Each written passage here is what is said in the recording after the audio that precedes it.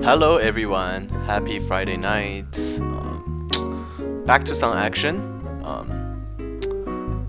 Hopefully our winning way continues. Currently on a 6,000 upswing. Hopefully it continues. Not sure how long we'll be streaming tonight because I do plan on playing the WSOP event tomorrow at 5 AM Pacific time. So I do have to get up pretty early if I want to play that one, so not exactly sure how long we'll be playing, but at least gonna try to get like 1,000 hand in. That's most likely gonna be like an hour and plus, something like that. Hopefully we can do well in the session.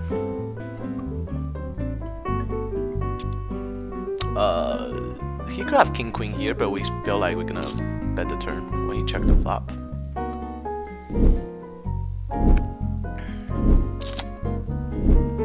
When he checked the flop, he can easily have king queen here. Hopefully he has like some kind of pocket pairs. Just gonna check back this river. King jack suited, we're definitely defending, and he does have jack 9, so we had the best hand. On this flop, without any clubs, we probably just fold. He does have a pretty high c-bet percentage, but our hand just, we have to like completely turn our hands into a bluff if we want to continue in this spot, and I don't see the reason without any equity. We flop a flush here, that's nice. Against an unknown player, just gonna start with a small c-bet and see what he does. He does call, and we're gonna barrel this turn. Using the overbet sizing.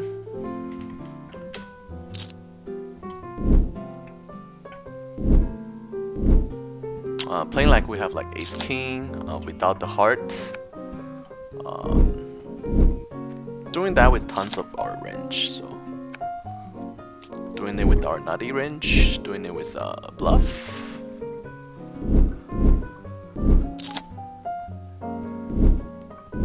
Could have opted for the check there, but I want to get 3 streets of value, so I don't see a reason why we should be checking there. Raise on the cutoff, button flat. I feel like we're we have to do a squeeze here with ace 10 off. I feel like it's pretty mandatory because a good player would never flat here with the real hand, so he's mostly flatting with like pretty weak hands, suited connector, small pocket pair or something like that, and then against us he's definitely gonna just give up a lot of time when we squeeze huge. So as long as the original raiser folded, then we pretty much will pick up the pot. Here we do have a button call our under the gun raise, and we do flop top here, top kicker, and there's big blind as well, so we're gonna use a larger sizing here because there's a jack 10 for open-ended, king jack, king 10 for gut shot, and then obviously there's heart flush draws. And here we flop the nuts, so just gonna start with the big c-bet because on this board it's connected with their range pretty well. Just gonna mark this guy a recreational player. Here, gut shot, straight flush draw, definitely gonna start with a small c-bet. Unfortunately, there's no action, but on a board like that, if they're not calling the flop, they just don't have anything. Here we do flop top here and pretty kicker. We can mix in a check every now and then, but on this board, I feel like we should be betting. He did call in the small blind, so he had a stronger range. And here we got a cold call by button. Just gonna giving it recreational player tag, because a good player would probably never do this with any kind of holding. And then this guy is definitely like a weaker player. His 3-bet sizing is just doesn't mean much. I would like to stay and see like what he does. On this board, I think we can go for a small c-bet, and then if it gets called, then we just fold. I feel like this board doesn't connect with them that well, so we can have like all the over pairs. He does called. Interesting. Flop goes check, check, check. He bet turn. Pot it. I feel like it's mandatory to call. I'm not sure if we should raise. I feel like he does have some straight draw here. I think we should put in a little raise. Not too much, just 230. So we still can get value from like draws. And then if he goes nuts, we can just fold. This is a pretty clean river, and we do pick up a gacha on the turn. However, the pot gets a little bit too big, and then he does have ace queen. Nice hand. So I think we just check here. Once we check, we're pretty much surrendered, because if we have any kind of value hand here, we're gonna bet the turn. But the SPR is getting a little bit tricky, so checking and giving up is probably the best idea, in my opinion. We flop a flush. That's nice. Just gonna bet. Unfortunately, there's no action, and river is the king. There are 2 players in the pot, so we're not gonna bluff. I think one of them has like pocket jacks or something, and I don't expect pocket jack to bet this river as well.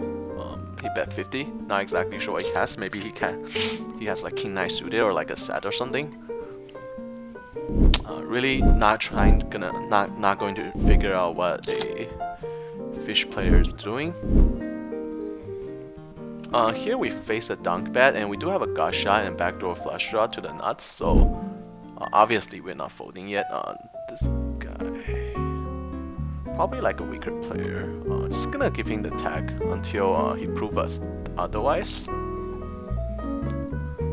And this guy is definitely a recreational player. During weekends, tons of recreational player. We do pick up the not flush draw on the river. I mean on the turn. Here we start with a small c bet. He bet 12. Not exactly sure we should be calling or raising. I think this is a pretty good card for us to raise. So let's just put in like 40 here, and then see what he does. And here we obviously gonna barrel the turn.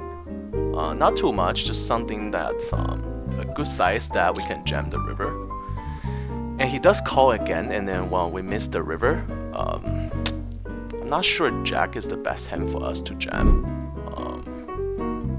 We can probably still jam though, because against a weaker player, I feel like he's gonna call with pocket 10s a lot. Here I think we're gonna bet the river. Hopefully he fold. I feel like he has like pocket 10s a lot here, and we do just pick up the pot. Ace 10 suited facing under the gun open. Probably just a fold. And here we do pick up the pot. Feel like he has like pocket 6s, like 6s between 6s to like pocket 10s there, and the river bet just gonna put a lot of pressure on him. So don't mind that as well, especially after we check raise the turn. Like we have all the strong holdings in our range.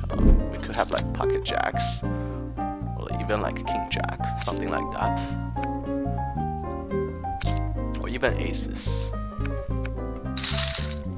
How are you guys doing on this Friday night? Hopefully you guys are having a good one, and hopefully I'll be able to wake up tomorrow at 5 AM and play the $300 WSOP event.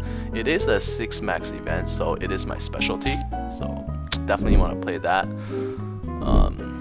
My best friend has 20% of my stake. Hopefully I can make him some money. Sucks that the WSOP gets cancelled because I was planning to play the main event, that's for sure. But unfortunately, I don't think there's gonna be a main event this year. So kind of sad, but there's always 2021.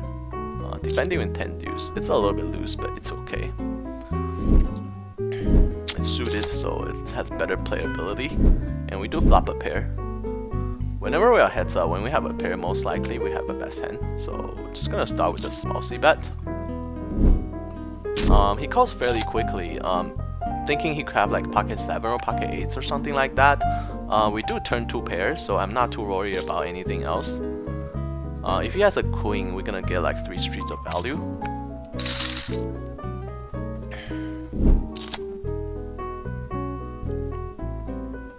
He does bet 15. I think we're gonna put a raise here with 2 pair.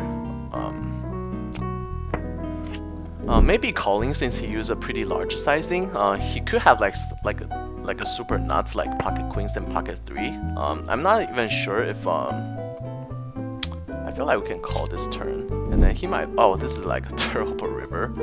Now our 2 pair gets killed. If he has a queen, then he always gets it. But we have a lot of 3 in our range, so I'm not sure if he's gonna go for a bluff here. This is a problem with smooth calling the turn. Like we have no idea where we are. We obviously only beat the bluff. He can have like some ace jack, king jack type of hands, but most likely I feel like he has a queen here. But against this sizing, I'm not sure if we're folding because I feel like we're correct here. We're gonna be having the best hand here more than 30% of the time, so we're gonna go for a call. Unfortunately, he does suck out on the river, but that happens. I think even if we raise the turn, he's still calling, and then the result is going to be the same. It's just that he's gonna check. The river's just gonna go check. Versus he bet. So I guess we can still induce some bluffs. So I don't really mind our play. I think it's pretty much the same if we just raise the turn. He's gonna bet call, and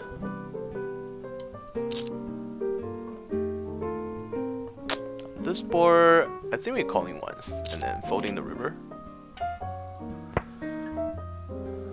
Turn 2 pair, however king jack does get there, so just gonna check to him. And here facing another dunk bet, just gonna call. We do block the not flush draw, so it's less likely he had a flush draw here.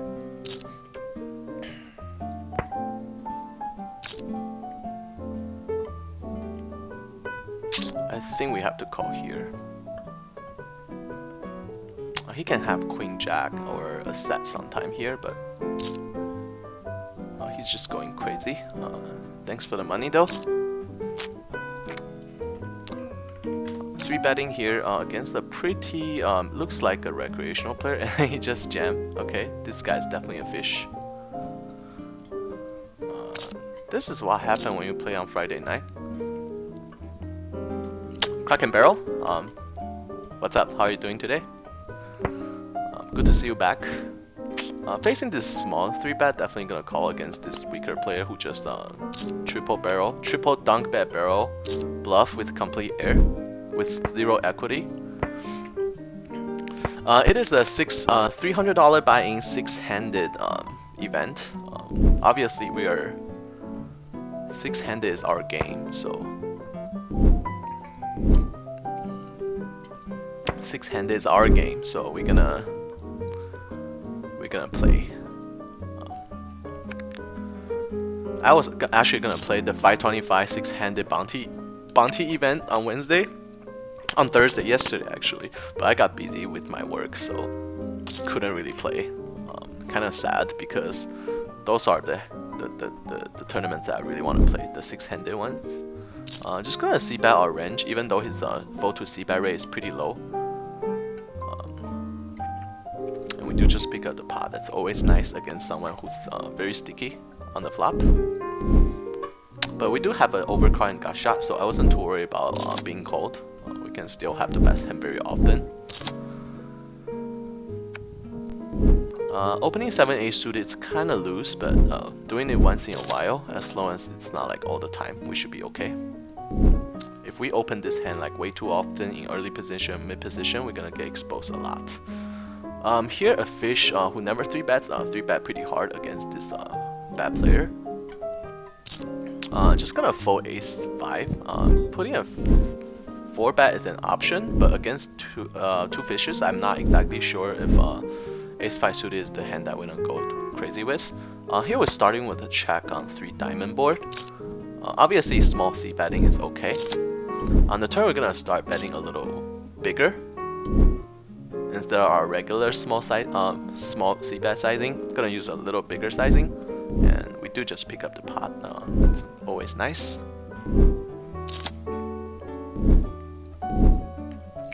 Jack 4 offsuit, just not gonna defend out of position. Doesn't play that well at all. Pocket 6 is facing an open from a weaker regular.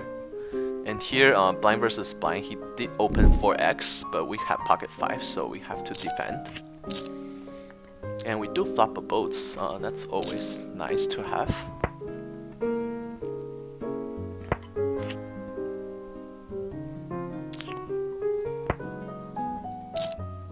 3-betting with 10s versus cutoff open and checking behind on this board. We do pick up flush draw on the turn.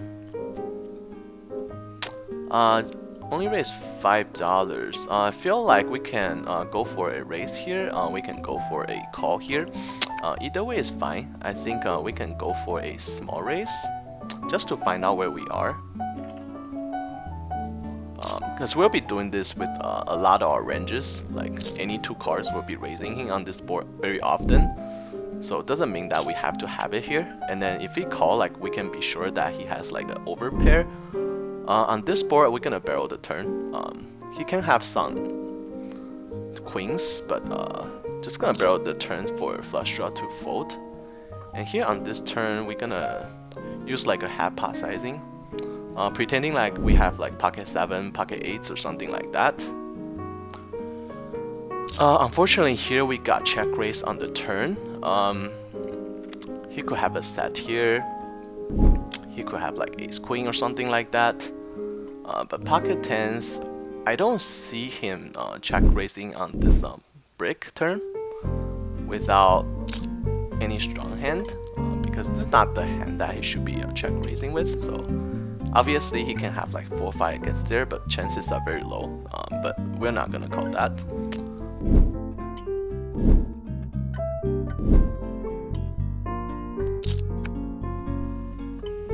7-6 suited, just gonna fold here. Raise under the gun with pocket queens, and then this ace high flop. Gonna start with the small c bet. I think we get tons of fold here. If they don't have an ace, they're not gonna continue.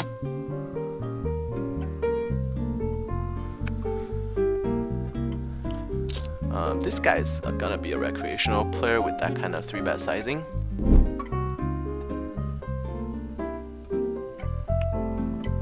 On the pocket 10s there, we could check behind on the turn, but I just don't want to give flush draw a free card.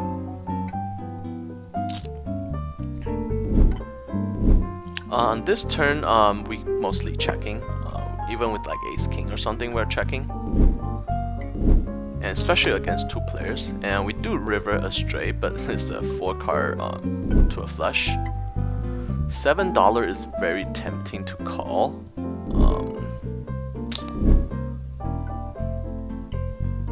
I feel like we should probably call. Against 2 player.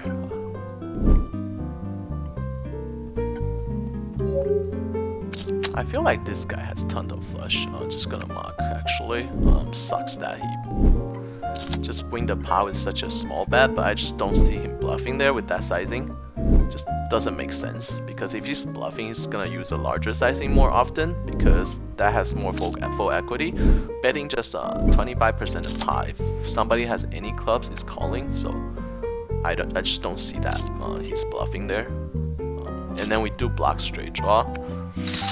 Even with the queen, I don't think he's betting like that on the river. Just feel like value bet. Here we flop top pair. We really don't beat much. Only beating like a pocket pair and draws and overcards like ace high type of hands. Really don't beat much. On this board, we're not gonna see bet. There's no clubs for backdoor draw, and we only have a gut shot. Checking again. Turn pair 9.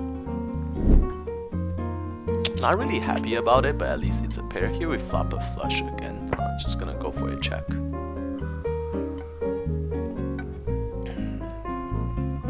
And we river 2 pair, losing to a flush and over pairs. I just don't see him playing over pair this way, so I guess we can go for a value bet.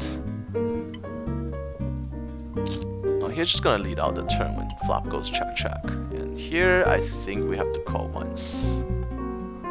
He could have some jacks. He could have some draws as well. We did revert a straight. I don't think we can fold. Depending on the size he uses. Opening 6s. We're playing a little bit looser today because the pool has a lot more fishes on Friday night, so I don't think we're gonna get punished as hard. And we do suck out against a set. I just don't see the fish is gonna punish our open ranges too hard, so we can feel pretty confident just opening a little wider than normal.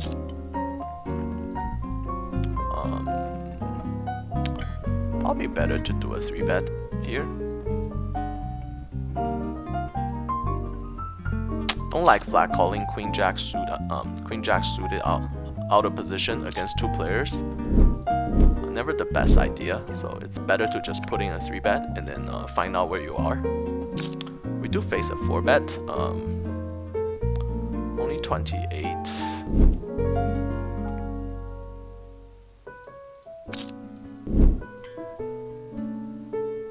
He can be doing this with like ace 5, ace 3, ace 4 suited.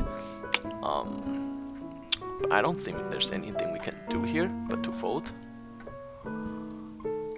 Small c-bet on this flop with the overcards and gut shot. Turn's a pretty good card for us. I'm gonna use an overbet sizing here. Here we're gonna overcall against fish in the pot, and then under the gun raiser is a weaker regular. Blind does have pretty high 3-bet frequency, but just gonna take a chance against fishes. I think it's worth it. On here we have a gut shot and overcard, and then facing a 3-bet, I think we're gonna put in a raise. When he called the turn overbet, I'm not exactly sure if we should be barreling this river.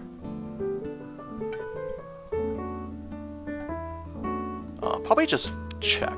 If he calls with like pocket 10s, pocket 9 on the turn, good for him.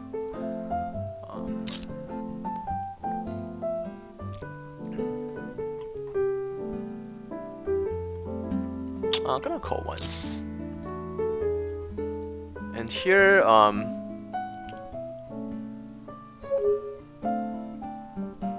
when the board paired, we're just gonna check and give up.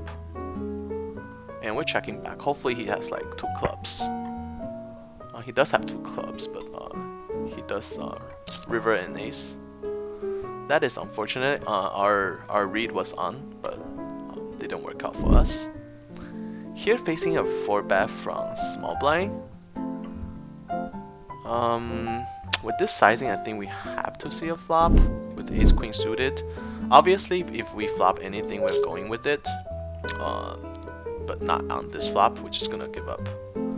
Small c-bet on this board. Hello RBS. new here. How's the game going? It's been going pretty well so far. I think we have been playing pretty well. Like, I'm never too worried about like in terms of winning and losing. I'm more like worrying about like how we play. If we play a pretty good game, then I'm pretty happy. And if we're playing pretty shitty and then we're winning, then I wouldn't be as happy. Checking back on this turn.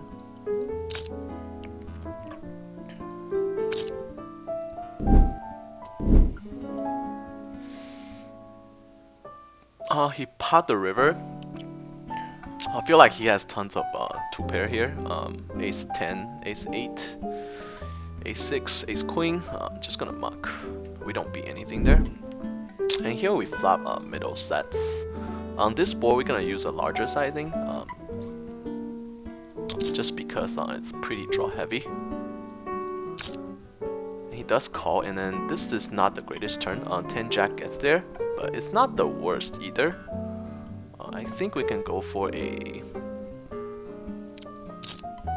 barrel here, like 75% the pot.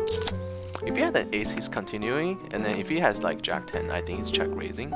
But we still have outs against Jack 10.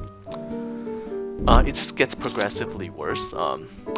Now it's 4 card to a straight. Not exactly sure we had the best hand. Once he checked though, we can go for thing value against ace, and hopefully he has like aces up, which is possible. Checking behind is the safer way. We're gonna check behind because against an unknown player, we just wanna place a little bit safer, and he does river ace straight. That is very unfortunate because he was almost drawing that on the flop, and then he did pull a runner on us. But that happens sometimes, and there's nothing you can do about it. I'm surprised he called a turn though.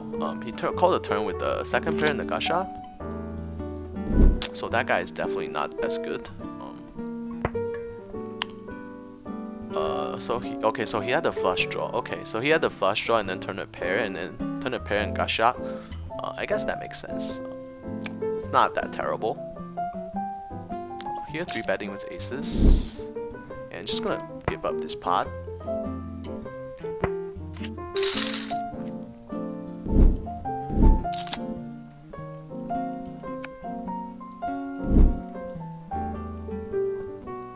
Opening with king queen suited.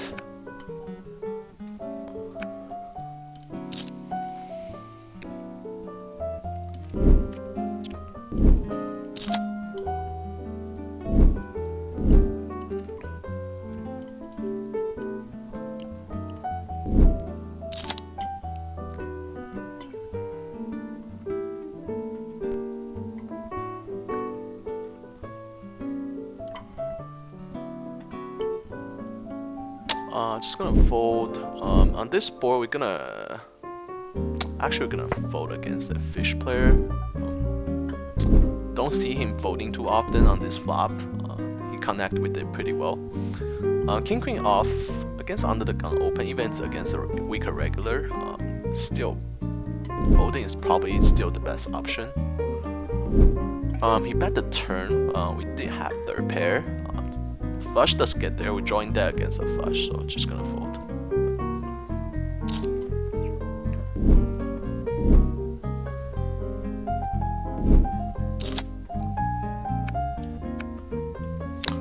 Yeah, just gonna see like how the game goes. If the game is like pretty good, then we are gonna play a little bit longer. If the game is whatever, or if we are playing like shit, then leaning more towards ending the string a little earlier today, so I can get some sleep for the WSOP tomorrow. Squeezing with king queen off after the small blind call.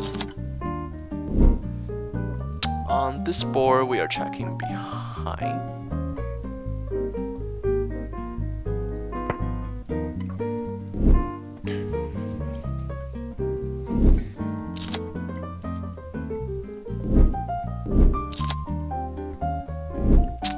When they check the second time, we're gonna start betting. 3-betting with ace king off, peeling a flop with suited queen. We do get called by somebody who has $30. There's no reason to bluff him. I think he always had like a... I think he has a jack here actually. I'm not exactly sure. He would check ace twice. He could have some busted flush draw, so we might have the best hand sometime here. He has an ace 10. Good thing we didn't do something stupid because he's not folding that hand. Here we do have a mid pair with the flush draw. Just gonna go with a check call. No reason to check raise here. We don't really beat anything. Gonna lead this turn though. I feel like gonna lead this turn.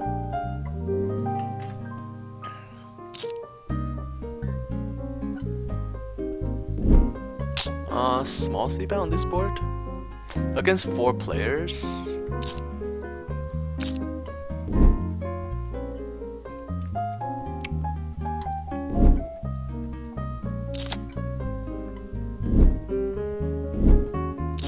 This board doesn't really have anything. If they connect with it, they have to have a 9 or like jack 10. Facing a mid raise, definitely not folding to a mid raise. He's saying he has a 9. He might have a 9, but we're not folding to this bet just yet. Jack 10 gets there, so we don't really beat anything facing his flop raise.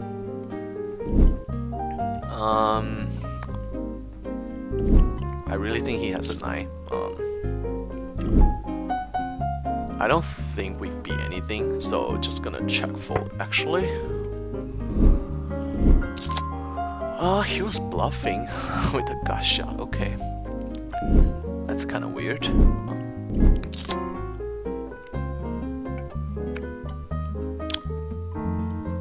Yeah. On this board, we're just gonna go for a small c-bet. Pretty dry flop, except the 2 spades. He does call, and then on this turn, we're not gonna barrel.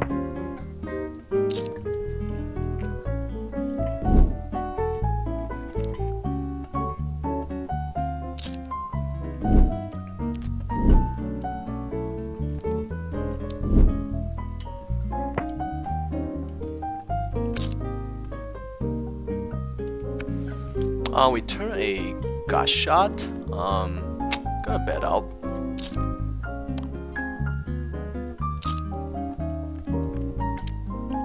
Here we do face a 4-bet. However, we're a little deeper, so I think we can peel a flop.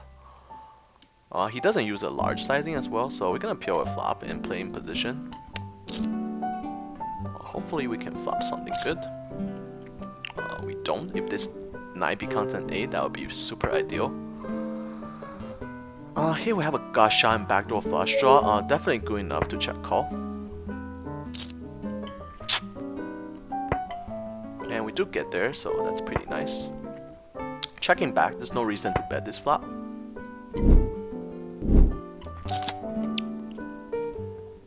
I'm gonna do a huge check raise here. To like 35. We do have the nuts here. When he bet the turn, I don't think we beat anything here, so just gonna give it to him. Nice hand.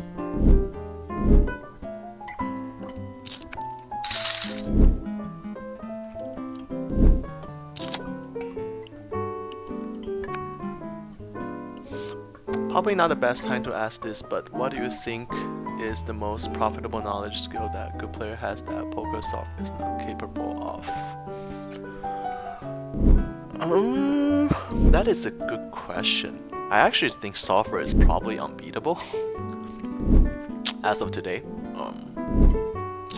But you're not playing against software all the time. Like you're playing against real players, so I think emotion, like anger management, emotional management, those are like the most important thing for poker player. I've seen plenty of really good player, but they have like some tilt issue, and then that's gonna be like really bad for them. Because no matter how good you are, if you have tilt issue and then you're losing like tons of money when you're like running bad, then that's definitely not that is definitely not helping. In terms of a good player that has and then the solver doesn't. I'm not exactly sure what you're trying to ask, because solver is pretty much the gold standard for all in terms of the decision making. But at the same time, you're not playing against solvers. Like you'll never be playing against solver. You're always playing against players. So as long as you control your emotion a little better than your opponents, and then having decent skill, then you should be winning. You should be a winning player. Facing 4-bet, Queen 10 suited, we just have to fold, unfortunately.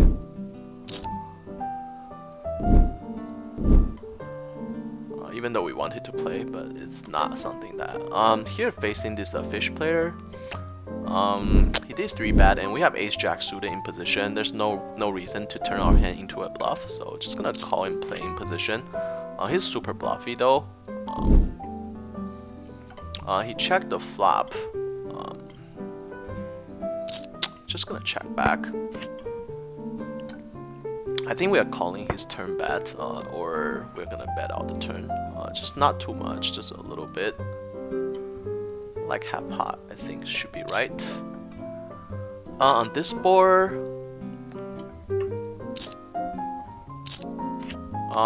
not folding to a mid raise. Not the greatest river.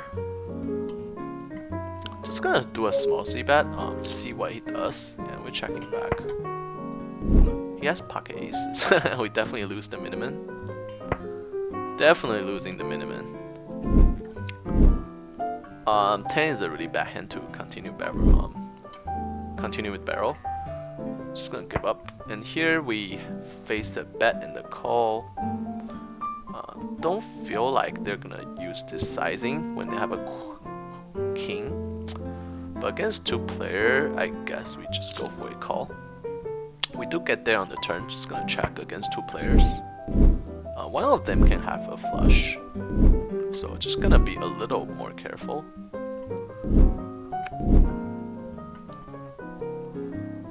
Just gonna check call and then check call the river.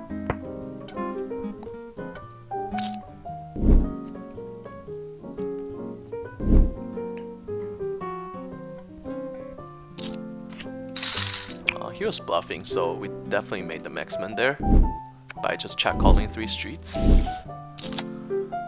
Definitely making the maximum there.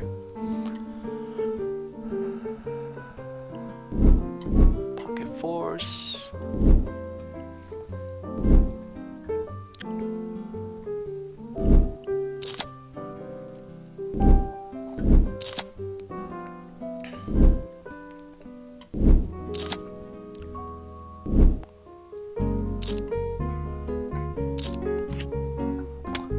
Second pair, gonna c-bet.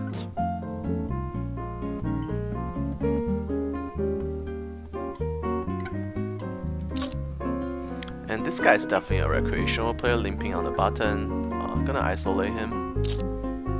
Gonna fold to 3-bet out of position with ace-10. We do face a raise. I'm not exactly sure what he's raising with. He can definitely raising with the 8, but most likely he's raising with like flush draw and stuff like that, or some kind of combo draw. We're definitely not folding yet. Just gonna check it to him. Possibly check calling again. Small c-bet on this flop, and we do have a pair and then open the straight flush draw.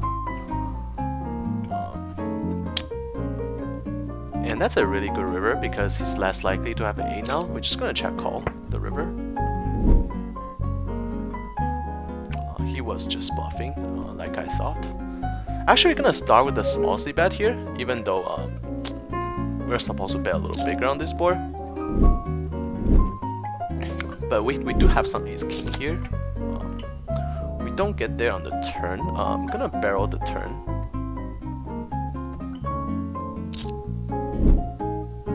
Hopefully you can just take it down. If not, we can always get there, I guess.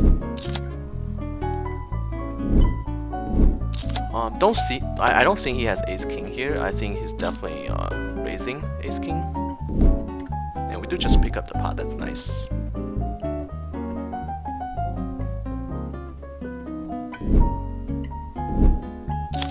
this guy's probably a recreational player. Doesn't have play a full stack. Just gonna peel a flop with a suited king. This guy's definitely a recreational player. I'm like pretty busy tagging those players because I feel like there's tons of them. Definitely putting a 3-bet. 22 should be the right sizing. And here we're just gonna give it to him. And we do get called by 2 spots. That's kind of interesting. Not exactly sure what should we do here. It's a pretty dry flop, so I guess we can go for a small c-bet and then see what they do. Get called by 2 players. Oh, that's extremely odd. I don't think we can continue here.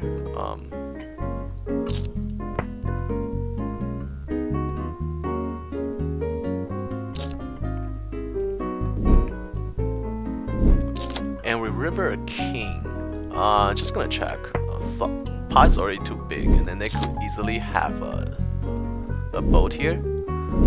Even though I don't think we're folding this river, this guy can have some pocket jacks. Not to worry about this guy. Suited ace, we're gonna peel a flop. Right color. Oh damn, they call it pocket 3s and pocket 10s. Okay, that's a little bit loose in a 3-bet pot. Right color, wrong suit. But yeah, we do pick a pretty nice pot. I don't think they're calling a river bet anyways. Yeah, with pocket 10s and pocket 3s, they're definitely not gonna call a river bet when there's a king and jack out there. Just gonna give up the turn. I'm implementing a perfect GTO solver with an order of magnitude more efficient than, for example, PO solver, trying to gather expertise about possible overlooked aspect of it. You wanna hear the truth? The truth is the solver is pretty useless unless you play like extremely, like you play like high stake, like 5-10, 10-20 minimum. Before that, solver, you don't need solver to be successful in this game. Like 500 NL, like you don't need solver to beat that game. I mean, solver is gonna help you when you play like 10-20, 5-10, those type of games. But he had a bolt, check 3 times. Yeah, so solver is not gonna. You don't have to worry about like. How to play against solver or how to exploit them, because like unless you play like high stakes, mid stakes game, micro stakes, small stakes, you don't need solver to be successful. Like solver is pretty useless in terms of being successful in those kind of games, because people just don't play optimal, and when you don't play optimal, like solver is less effective. So I wouldn't bother wasting too much time on solver unless you want to play like high stakes, obviously. On this board, I feel we are mandatory to call with ace high at least once. Just gonna check, possibly check call on this flop with the backdoor flush draw. He checked the turn. I think we're checking back a lot here. I don't think it's folding a pair.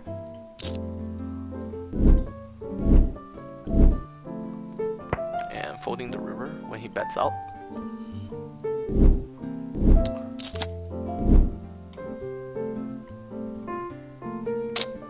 Don't think he's ever checking kings behind here. I guess we'll use a double pot bet. Because I don't think he's checking kings behind on the turn. And he has most likely a 9 or like pocket 10s sort of hand, 10s and jacks and queens, something like that. And using a double pot bet, most likely gonna take it down. Honestly, even though I have PO solver, but I'm not like a huge fan of it. Like I don't feel like I use solver mostly because in some spots I'm just not sure like. If I'm playing correctly, and then solver helps me figure that out. But that's the only time that I use a solver. I don't normally On this turn, I don't think he has that many 3s in his range, so I think we can just feel pretty confident in using a value bet. Definitely not folding to his jam. If he has a 3 here, then he just gets the pot. And we just have to be stacked because it's very unlikely he has a 3 here. Most likely over pockets, and we're gonna jam the river.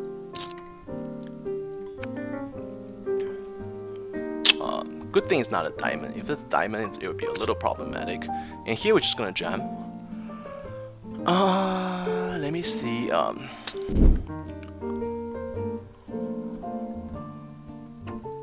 Not exactly sure what do we do here.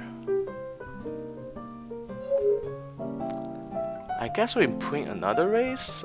Feel like he had like aces and kings very often here. Jamming isn't too bad either. But I feel like on this board, we're just gonna call. See a turn. That's not one of the that's one of the worst card because he can have ace jack here. He can have pocket aces here, so not the greatest turn. Let's see what he does. He's gonna think he's gonna probably put us on a set here. So when he bet this turn, I feel like he can have like some kings and queens, so we can't fold just yet. That's another bad turn for us. And bad river, another bad card. Hopefully he just check back. If he bet this river, we're losing.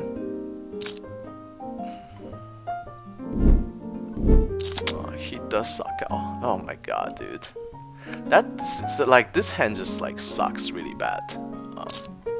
I mean, what is he doing? Like we check raise him, and then he's like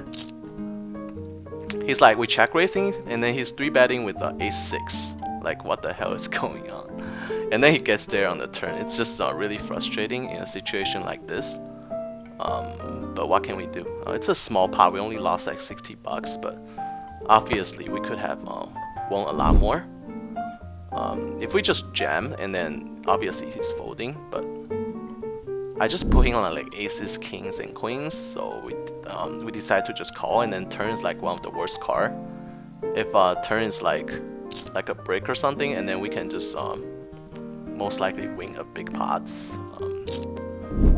But not with ace 6. I didn't think he would just 3-bet on the flop with ace 6. This is just a little bit crazy, but he's the tag fish, so I'm not like too surprised about like, you know, any of his move. Pretty good flop for ace king, ace jack. Teach you how to not tell. That's right. So because the problem is the most important factor for a successful poker player is how to control your emotion, and then solver doesn't help you do that.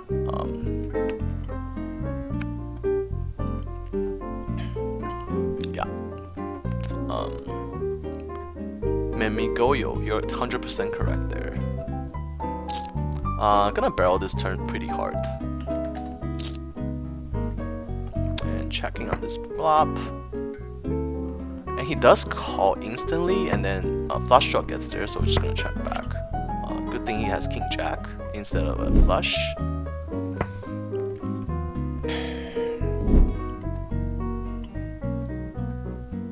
Just gonna give up this pot. Feel like he's gonna win with ace high very often there, but sometimes you just have to give up, and it's totally okay to give up and lose a pot. Doesn't really matter. You can't always just bet, and you know, it's okay to fold sometimes and give up. Facing a check raise on this board, I think we have to at least call and then continue to turn. On that board, I feel like we're losing most of the time, and then don't see a reason to continue out of position.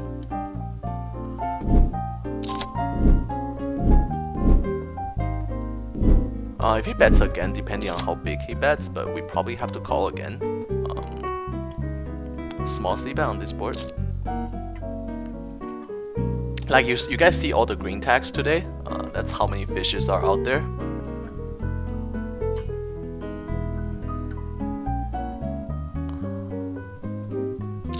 Just gonna call, and then folding now. Unless he goes like cuckoo and then jam or something.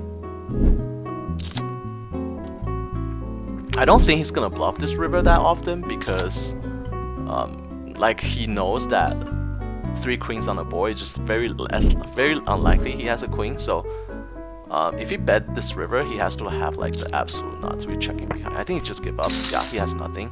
I was thinking he has something like 10-9, Jack-10 as well. And good thing that we were right.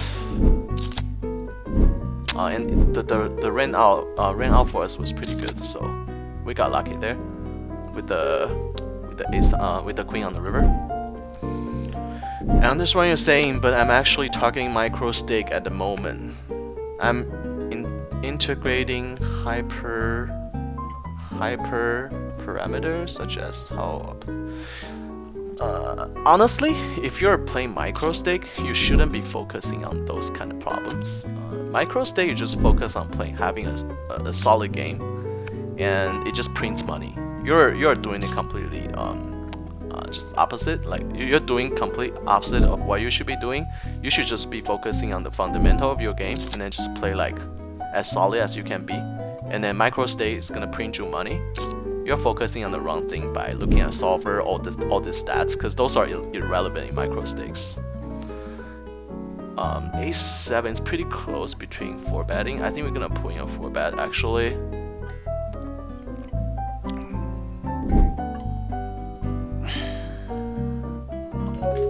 Put in a 4 bet here. Yeah, micro stake. All you need to do is play a solid game. All the things you are talking about is irrelevant until you get to like mistakes, at least. And we do just pick up the pot. That's nice. 4-5 off is a little bit too light to defend, and then on this board he bet more than a half pot, and I'm just gonna give it to him. I mean, it's always good to be studying the stats, studying like solver, those kind of stuff, but you have to understand like what your goal is. If your goal is to move up from micro stakes, then you're focusing on the wrong thing, because studying solver and focusing on the stats is not going to help you get out of micro stakes. But playing a solid style, playing a solid game will. On this board, it's pretty dry, so just going to start with a small c-bet. I think we get a lot of fold.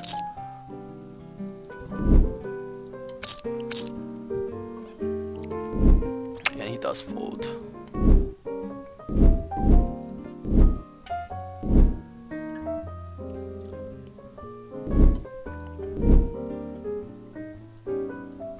I'm gonna be right back. Going to pee real quick. Been drinking too much water. Gonna be right back in like 30 seconds after playing this hand though. Pretty good flop for us. We have a pair, which is like pretty nutty on this board. Just gonna check call. Not gonna do something crazy. And check calling again.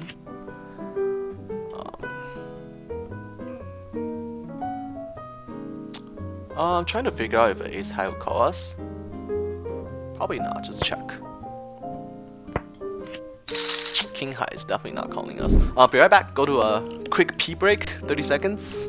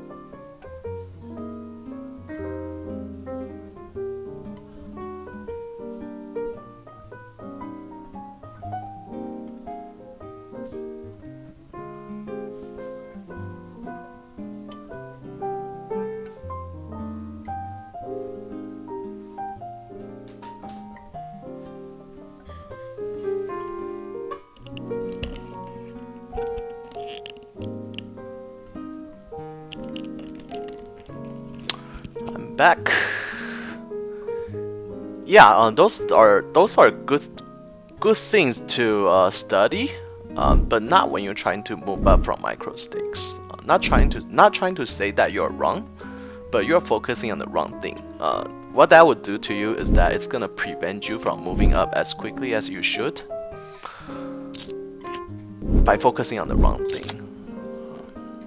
Because micro stake, if you like, micro stake is just so easy to beat. Like if you just play solid game, like it literally just prints money.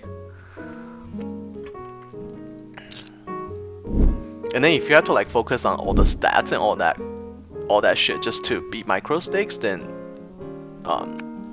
there's just a huge problem with either your fundamental or some part of your game, because micro stakes is basically like an ATM, cash printing machine.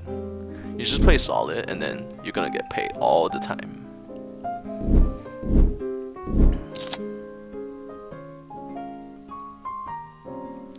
You can do that after you start, you know, after you beat micro stake and you're playing like 50 NL or something. Like, yeah, you can start looking into that, but don't even bother wasting time on studying GTO, studying that kind of crap, you know, any of that crap.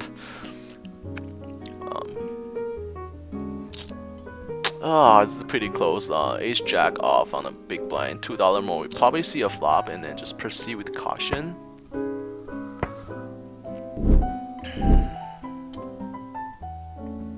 Yeah, in my opinion, like before 500 NL, like solver does not help you at all. Even 500 NL, you don't need solver to beat that game.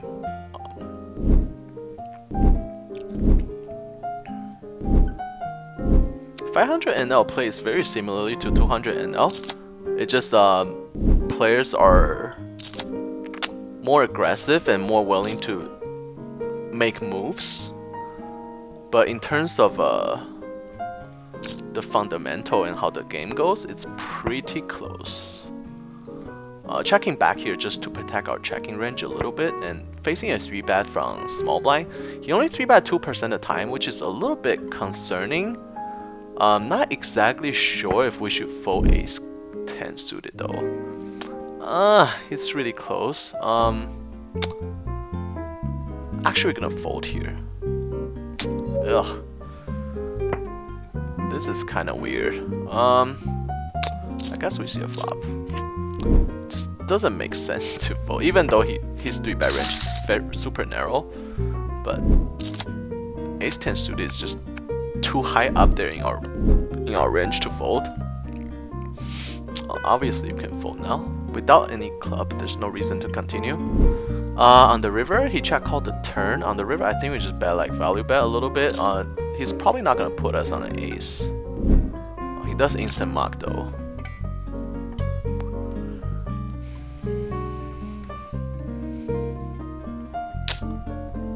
Yeah, just trying to help you out, man. Not trying to you know, say you're wrong or anything like that. But if I feel like whatever you're doing is gonna slow your process of moving up stakes, then I'm just gonna point it out instead of pretending like you're doing the right thing. I mean, I don't roll like that. I'm as straight as you can be. Like, whatever I think is gonna help you, I'm gonna give you the best advice in my opinion, based on my experience. Obviously, you can disregard my advice. That's totally fine, and I'm not gonna be upset or anything. It's just that I don't think you're focusing on the right thing.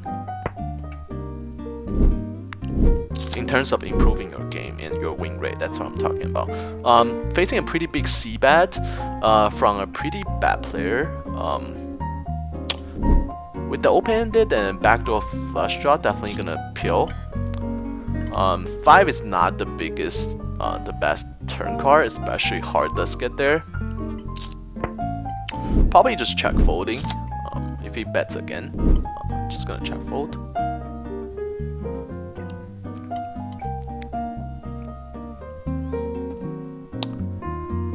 Yeah, that's exactly right. When you're playing against players who are like extremely bad and they have no clue about ranges, you just don't try to exploit them. Like if you try to exploit them, you're in the wrong game. When you play against people who have no clue what they're doing, what you have to do is just play your hand and then play a solid game, and then it's gonna print money. I guarantee you, it's gonna print money. Facing a jam, we're just gonna fold. I mean, those kind of fishes are so easily triggered. We're gonna go for a small c-bet here with backdoor flush draw and gut shot. Ace-9 suited facing small blind 3-bet against our under the gun raise. I feel like that's pretty strong, so just fold. If you're like in different position, obviously we can make a different play. Queen 10 suited here versus under the gun open. This guy is definitely a recreational player. Play with him earlier. I'm just gonna fold here. Just a bad position to be in. A9 with defending. We do flop top pair.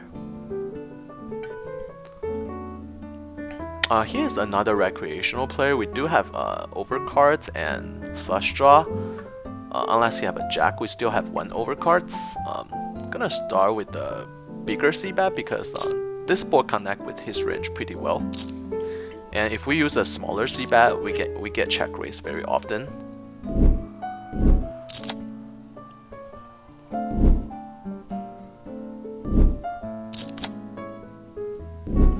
On this turn, I think we're gonna call one more time.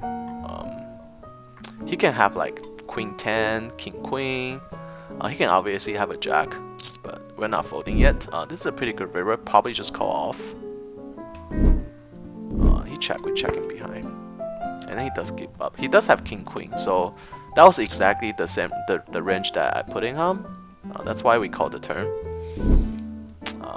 He would. Because when on turn he pick up extra equity with a gut shot and to go with his overcards, it's a pretty good card for him to barrel. And then if we don't have a 9 or something, like it's very likely we're just gonna fold the turn. Blind versus blind against a recreational player, definitely gonna open with almost any 2 cards. Gonna open like 60% of our range or something like that against a weaker player, blind versus blind.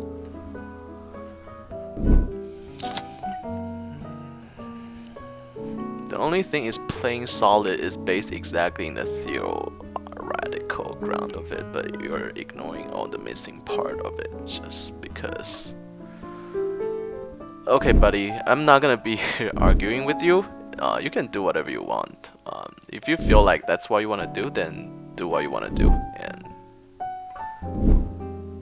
hoping you're gonna be successful in micro stake and move out of it as quickly as you can. If you feel like that's gonna be the most beneficial way, then do it. I mean, nothing's wrong with it. 10-8 definitely defending. Pretty bad flop though.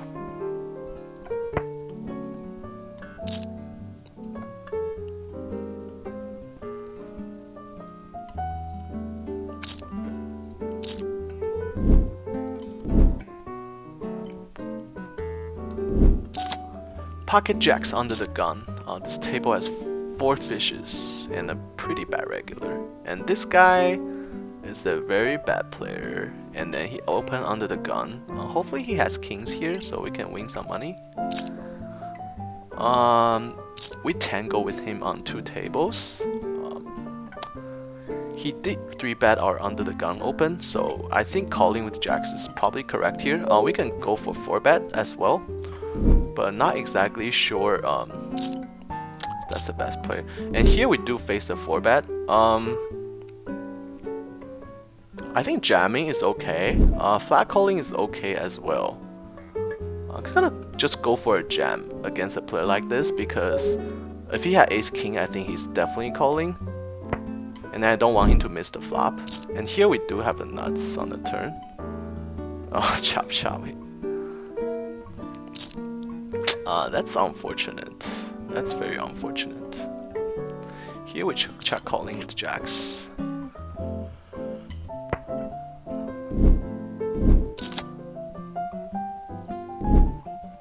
We do turn the nut flush on the turn, and then he check raised us. I think we're jamming here. Just not folding jacks. Once we call this bet, pot's gonna be like 140. We're not folding the river, so just gonna jam.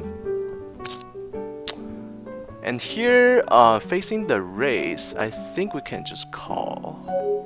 Actually, I think we need to put in another bet because if we just call, I'm not sure if $80 with 190 behind, he's definitely not going to lose his stack. So I'm gonna put in like basically to 80, and then hopefully he overplays his flush. Just gonna smooth call with king queen here just to mix it up a little bit, and he does fold. It's really weird. I feel like he should have like a flush to check raise there on the turn. I guess he didn't have anything, so it didn't matter if we just flat call, and then he's probably not gonna bluff the river. Maybe he will, but not so sure.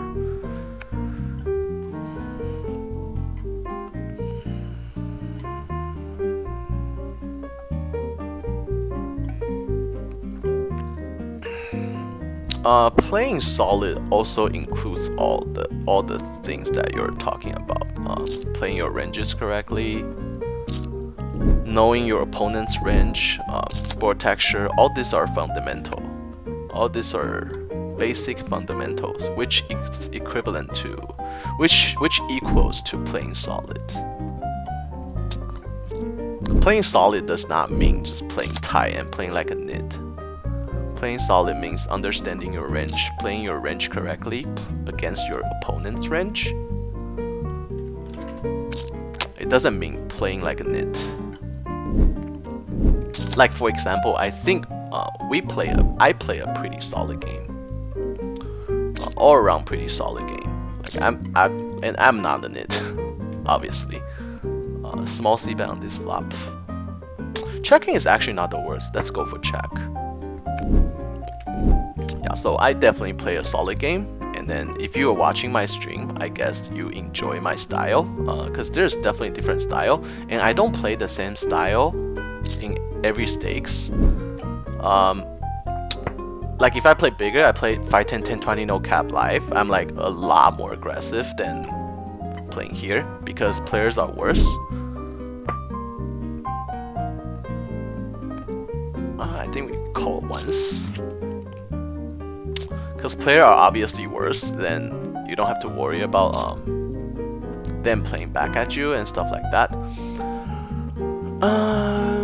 Not exactly sure why we lose 2 on this turn.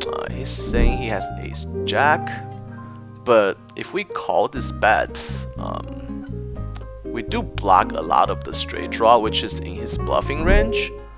And here I think we just have to jam. Just gonna give it to him because we blocked the bluffing, like straight draw too hard. I just don't see him bluffing there. Here we can go for flat. We can go for a 4-bet.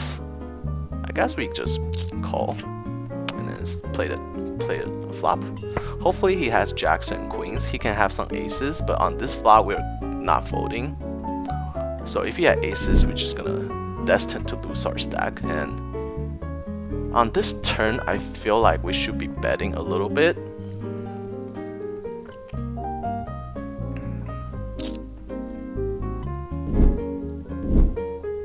I feel like he's gonna call for like pocket jacks and pocket queens with the 1 club type of hands.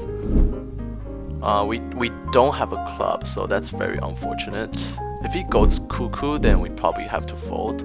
On this river, I think we can go for another value bet. I just don't see him raising without like ace king of clubs specifically. Trying to see. I think we can get value from like queens and jacks. Checking is definitely okay as well, but I think he's checking back very often with queens and jacks. So let's go for an $80 river bet. If he jam, obviously we have to fold. He just fold. So I guess he had like ace king with ace of club, something like that.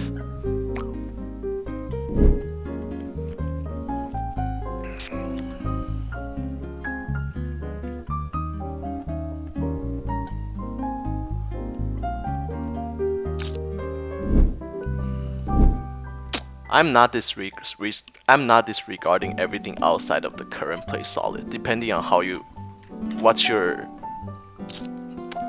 depending on what do you mean by playing solid, like. But yeah, not gonna cut the conversation here. There's no point arguing that. You can think whatever you want, and I don't really care. Like I said, like if you think you're right, obviously you can be right and I can be wrong. Not saying that I'm always right. Gonna small c bet. Gonna do a small bet on the turn, and here we're just gonna fold. Small c betting on this flop. Checking is okay too, but I feel like jacks we need like some protection.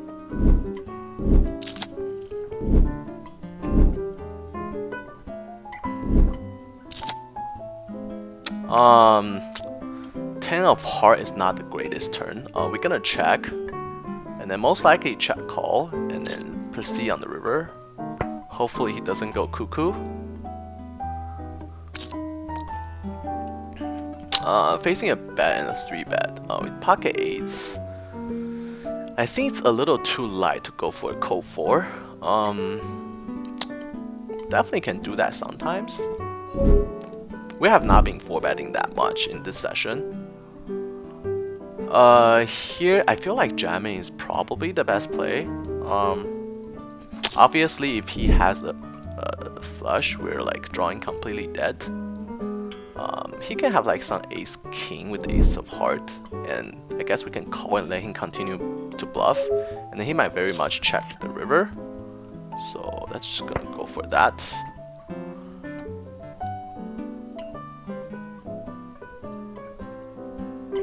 I feel like he's gonna jam bluff very often here. If he does that, then we think about what we do. He does jam. This is pretty close.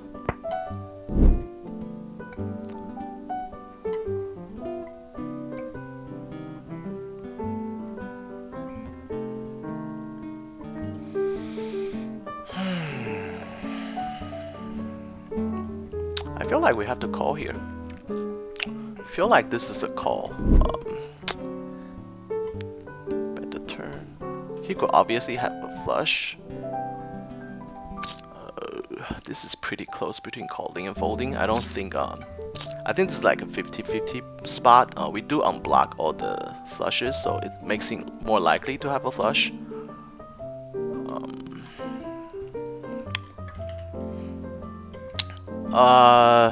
Let's just take a flip.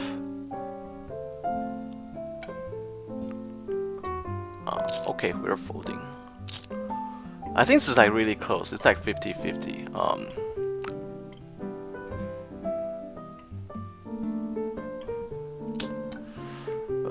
I want to call though.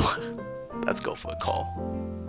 Yes, we had the best hand, and he was doing it with the not blocker.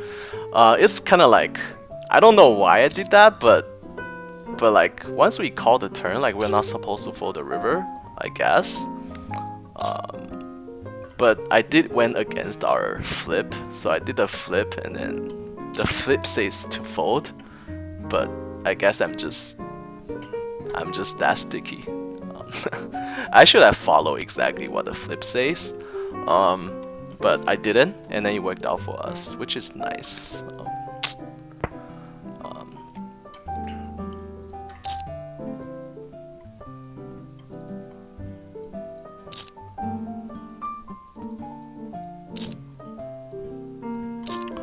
On this turn, I think we're gonna barrel very often on this turn. We don't have a club on the turn, so we just gonna check back. I don't think he's gonna fold to a second barrel very often. We do still lead Queen 10. Here facing that raise on the turn. I feel like he's gonna do this with the pocket 5s, pocket 6s, pocket 7, pocket 8s, so we're not folding yet. Here, just gonna fold this river. He check called the turn. He can have some 6 sometimes. I'm not exactly sure if he's gonna continue with. I'm not sure if he's gonna check call the river with an ace. I guess we just check back and not be too greedy about it. He does have an ace 4, so not exactly sure if he's gonna call us there on the river. Maybe he would, but it's like it can't go wrong if we just check back. What happened here? What does he have? He turned a straight. Ugh, that's very unlucky for us, but small pot, no big deal. Ace Jack, we do flop top here, top kicker. Just gonna continue. What's up, gamer unknown? How are you doing on this Friday night? Have you been watching or you just got in? I'm hoping you're having a wonderful Friday. Need your good luck tomorrow. We're gonna play. We're gonna wake up at 5 AM and play the WSOP 306 max event. Here facing a bad regular, gonna 3-bet pretty big here. Gonna do a mostly bet and definitely calling with suited ace. 3-betting is okay too, but not all the time. He's quite modest for a pro poker player. I wouldn't call myself a pro at the moment, even though I still grind and then try to have a winning month every month. But I wouldn't call myself a pro player because I do get most of my incomes from my businesses, and poker is like less than 10-20% of that. So I'm not gonna say I'm a professional, semi-professional, correct, but definitely not playing this game for a living. Used to play poker for a living for a good 3 to 4 years. Played tons of 5, 10, 10, 20 no cap at Commerce. I think most of the people there knows me. That's if they were playing like 10 years ago.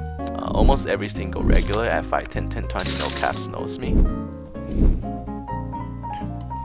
I would bet 1K more pros agree with you and don't use solver much. No, it's not like I have nothing against solver. Like you guys saw, like I broke down the hand yesterday, like the hand that we played 2 days ago with solvers. I use solvers to find out in some really tricky spot that if we made the correct decision. But like I said, like in smaller games, like under 500 NL, I don't think you even need solver for 500 NL.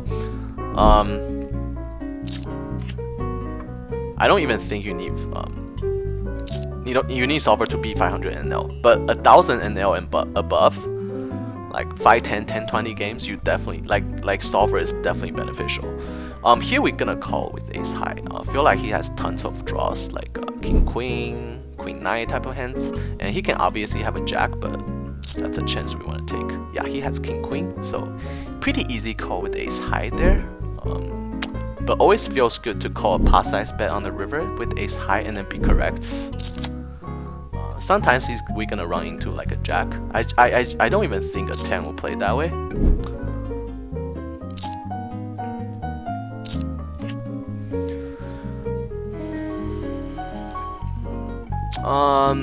Under the gun raise from a pretty loose fish player. Checking behind here.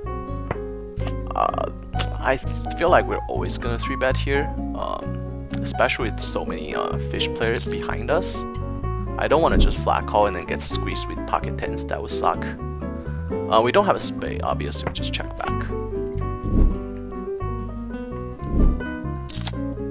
There's really no right or wrong, and then I'm not here to argue like if you're wrong or if you're right, or if I'm right or if I'm wrong. Like, I'm just telling you based on my experience what I think you should do to beat micro stakes. If you're struggling beating micro stake, why are you bothering spending time on solvers, on being exploitive? Like, you can't be exploitive against somebody who has absolutely no idea about ranges and how to play the game. So I'm just trying to help you out to move out of micro stake as quickly as you can. And if you feel otherwise, then you do it otherwise. I mean, it's your money, it's your game. Like, you don't have to listen to me. I mean, even some of my students who pay me for coaching, like, they can play whatever way they want. I'm gonna see I'm gonna look at their game. I'm gonna tell them exactly what I feel is where the problem lays. But like fixing that problem, I cannot help you fix your problem. Like you have to do that part yourself. So even like you're paying me to coach you, but if you're not like listening or you're not like willing to change and adapt, then no one can adapt or change for you. And I just don't see a reason. Because even me, like I played this game for like 14 years, 13 years, and I play tons of like I play tons of pretty big games live. And I have friends who are like super successful, and then back in the days, like when I was playing professionally, like I know these friends, they have been playing poker for like 15 years. And then I still ask them for advice. I still talk to them constantly to improve my games. So it's not like it's like poker is like, it doesn't matter how good you are. Like there's always something that you can get better at. Here on this board, I think we start with a check.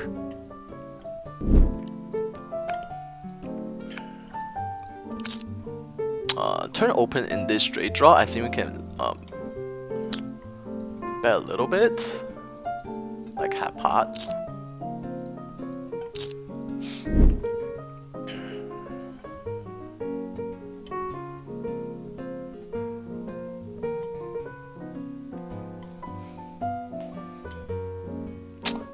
We river a straight and then we block it super hard, so I just not gonna believe that he has a straight here, and then it's very unlikely that he put us on nice since we 3-bet pre. Gonna go for an overbet here. Feel like he's gonna call with like king queen and ace queen. If he ships it, I think we have to call because we block straight super hard with pocket nice. Here our c-bet gets called. Turn is an 8, shouldn't change much. We're still ahead of flush draws, but that's the only thing that we're ahead of. But we're gonna just barrel this turn using our typical overbet turn sizing, and it does pick up the pot. That's nice.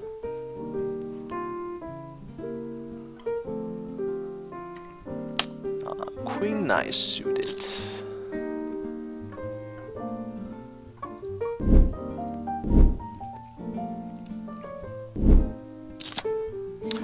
How are you guys doing today, at the moment, on this beautiful Friday night? Nissan, good luck for the WSOP tomorrow.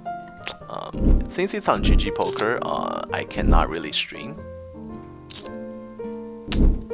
Just gonna keep you guys updated through my Facebook page. If we do well, that's if. Hopefully we do. Hopefully we do. Opening with ace 3 suited.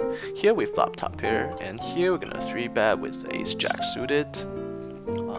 Start with a check here, blind versus blind. Start with a small c-bet because he can have tons of 10 jack, 10 9, gut shot type of hands. He does check back. Gonna use a larger sizing on this turn because he can have some queen jack, king queen, king jack type of hands for a gut shot. You don't want him to draw for free.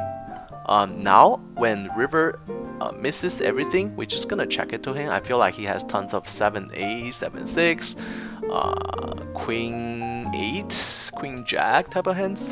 That's gonna bluff, so we're gonna check it to him. And with the way we play, it's very unlikely we have an ace, so he's not gonna put us on ace. And he has ace jack and doesn't value bet the river, so I guess that guy is just a nit. Good for us, save us some money. If he bet like pot size there, we're easily gonna call. But he just missed like a huge value bet on the river.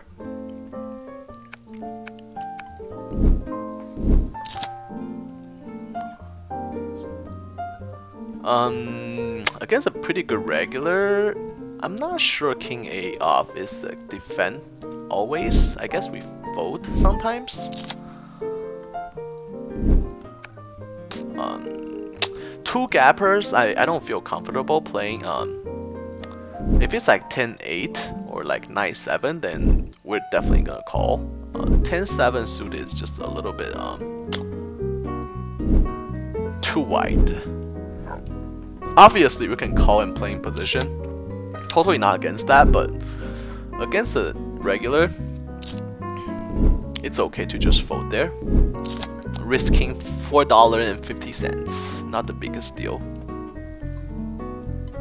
Long Kong Yang, hello, Dilly, love your game. Thank you so much, and welcome to the stream. And thanks for coming back. It's a pleasure. It's a pleasure to be playing in front of you guys. Very thankful that you guys are hanging out with me.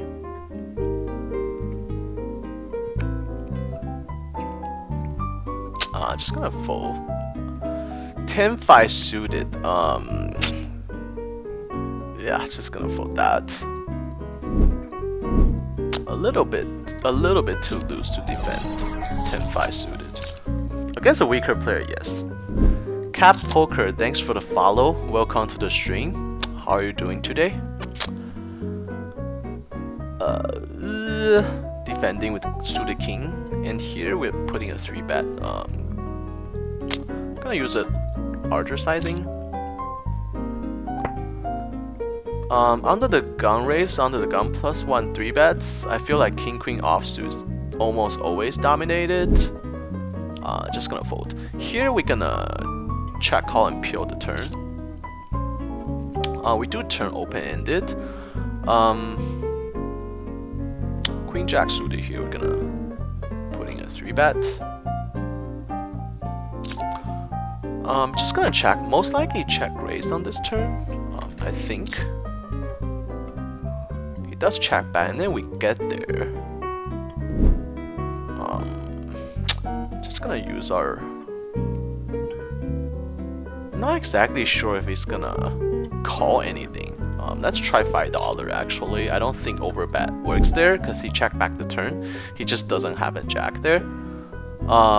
We do get called by 2 spots, and then this is like one of the worst flop for queen jack of clubs. We don't have any potential except runner straight and overcard, so we're just gonna start with the check, especially against this recreational player. Doesn't seem like he likes to fold too often. Here facing a 3-bet front cutoff with pocket tens, we're playing almost 200 big blind deep. Putting a 4-bet is okay, but most likely that's turning our hands into a bluff. And then pocket tens does play pretty well, especially super deep. If we flop a set against aces, we can make tons of money. So just gonna start with the call and then play in position. Here with pocket eights, I think we just fold because under the gun raise can easily just squeeze us. I don't really like it since the 3-better is a fish, but sometimes we just can't. Just have to put our ego aside and try to play the right way, I guess. On the turn, it's another jack. He could be checking back this flop with aces sometimes. I don't think he should, but now I think like he has ace king, ace queen, so we're just gonna check and see what he does.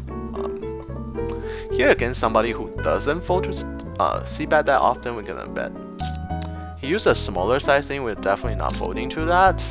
Just gonna call and then see what the river is. We're definitely not folding now, just gonna check it to him.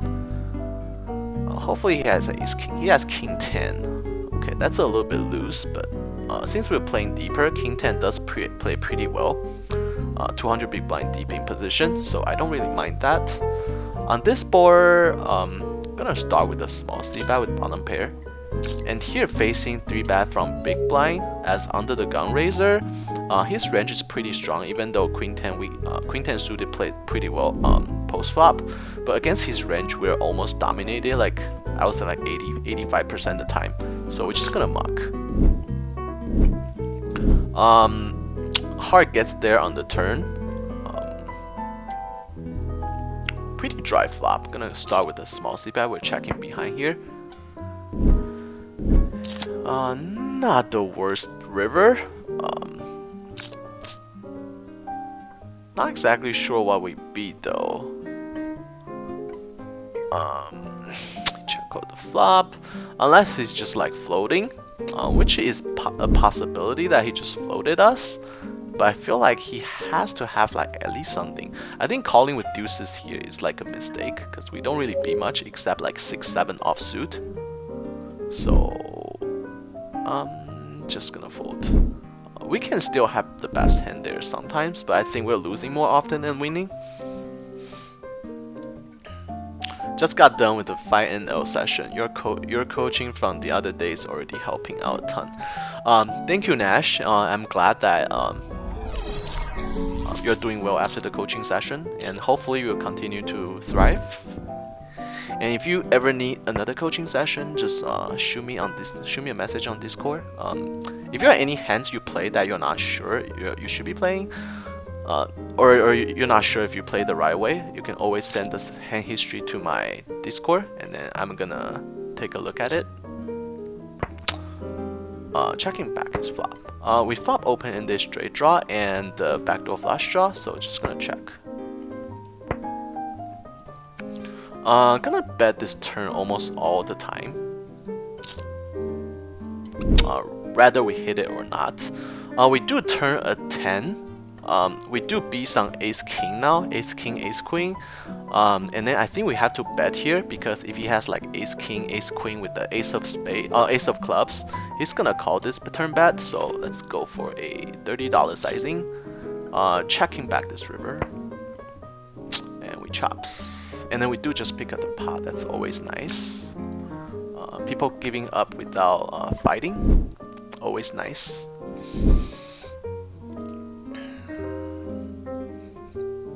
Saturday morning, Thailand. So you're from Thailand. Good to know that. How's COVID situation in Thailand? Is it under control? I'm pretty sure it's gonna be like better than the US. Like COVID in US is like pretty bad. Bold move. Thanks for the follow. Welcome to the stream. Daki CA1134. Thanks for the follow. Welcome to the stream. Just checking back this river. Don't think he's folding any pairs. Definitely not folding tens. With pocket aces, two-way, we're gonna start with a small c-bet because we do have the ace of diamonds, so we block the not flush draws. So we can use like a smaller sizing, and then if the turn is a diamond, our hands plays a little better. With suited ace, I think we just fold here. We're gonna check this turn and then see what he does. If he has a flush here, he has to have specifically king jack of diamonds. He checks back, and then jacks is, so the turn card is actually a pretty good card for us. If he has like queen jack, we still have the best hand. So I guess we go for a overbet here. I think he's calling with like king queen and queen jack. Unfortunately, he just instant mucked. What's up, Fubar? Good to see you back. Sorry about the swoosh, man. I mean, I can just play completely silent, but I like to hear like the cheap sound, you know, those kind of sound. Just gets me going. If it's just jazz and, you know, just jazz and me talking, I feel like it's a little bit too boring. Sorry if you find that a little bit disturbing, but I'm not sure if I'm ever gonna play in silence. Ace deuce suited. We can go for a 3-bet. Folding is fine as well. I feel like we're only 4-betting 1% of the time in this session. It's kind of weird. We normally 4-bet way more. But I guess it's just the situation never comes out, so that's fine. Very super with this quality stream, bro. You're good. Thank you so much. I try to be good, but I wouldn't call myself good. I'm somewhat decent, but not sure about good. Pretty decent. Pretty decent. Good luck on tables. Kill them all. Thank you so much. Not sure about killing them, but I'll try to take their chips. Don't really want anybody to get hurt here. Just gonna try to take their chips. That's it. On this board, we're gonna start with the bigger c-bet. We're playing a little deeper, so it's a little bit tricky. We don't have position, so this can get a little bit tricky on this board. If he like raises this flop, we can even consider just folding because we're out of position, and then king jack with just one pair there is very dangerous.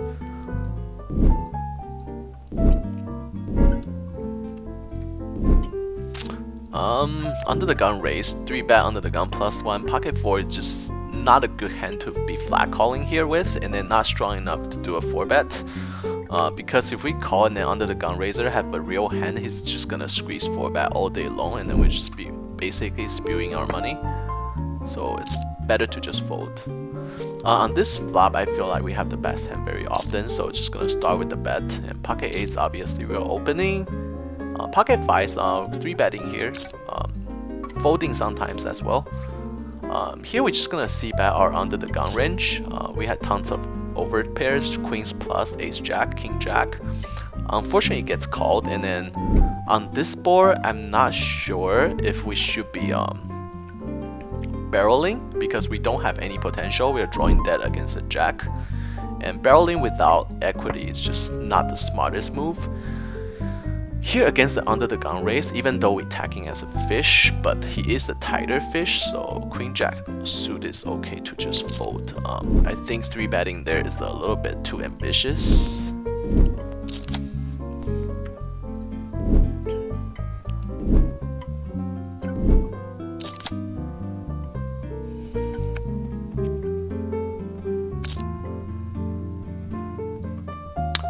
Defending with suited king, pretty deep, so just gotta be careful with the hand like king 5 suited.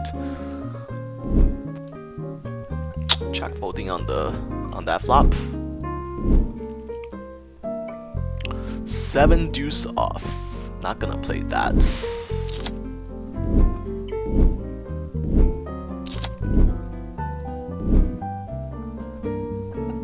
I feel like every time I tell you guys I'm only gonna play for an hour or like 1,000 hands or something like that, I always ended up playing more because talking to you guys, hanging out with you guys is just awesome. So I always just playing more than I should, especially waking up tomorrow at 5 a.m. I'm supposed to have some sleep, but I guess it's a $300 buy-in tournament. I mean, it can't be too bad, right? Can't be too bad. I don't think we're gonna, be playing against too many strong players. Small c-bet on this board. Blind versus blind. Our 3-betting range is super wide. On this board, we don't have any clubs. If we have a clubs, it's better to have a club to do a c-bet here. So at least if there's another club on the turn, then our hand plays a little better.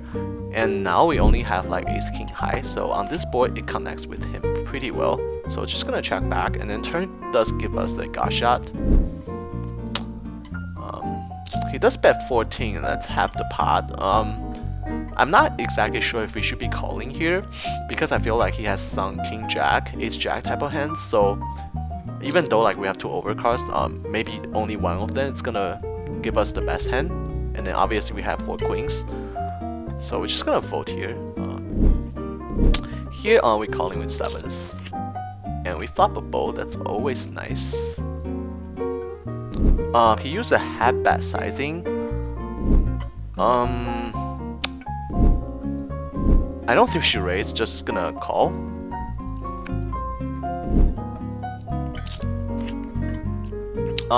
This is not the greatest turn unless he has like 2 spades, because this is gonna stop him from barreling very often. I think we use a smaller sizing here, just $20 on the turn. And then if he calls, we can consider just jamming. Let me think about the sizing. If we bet 20, pot will be 120, and then you have like 160. So I think we can use like a $22 sizing. That's probably like pretty good. And then he does call. And on the river, we're just gonna jam.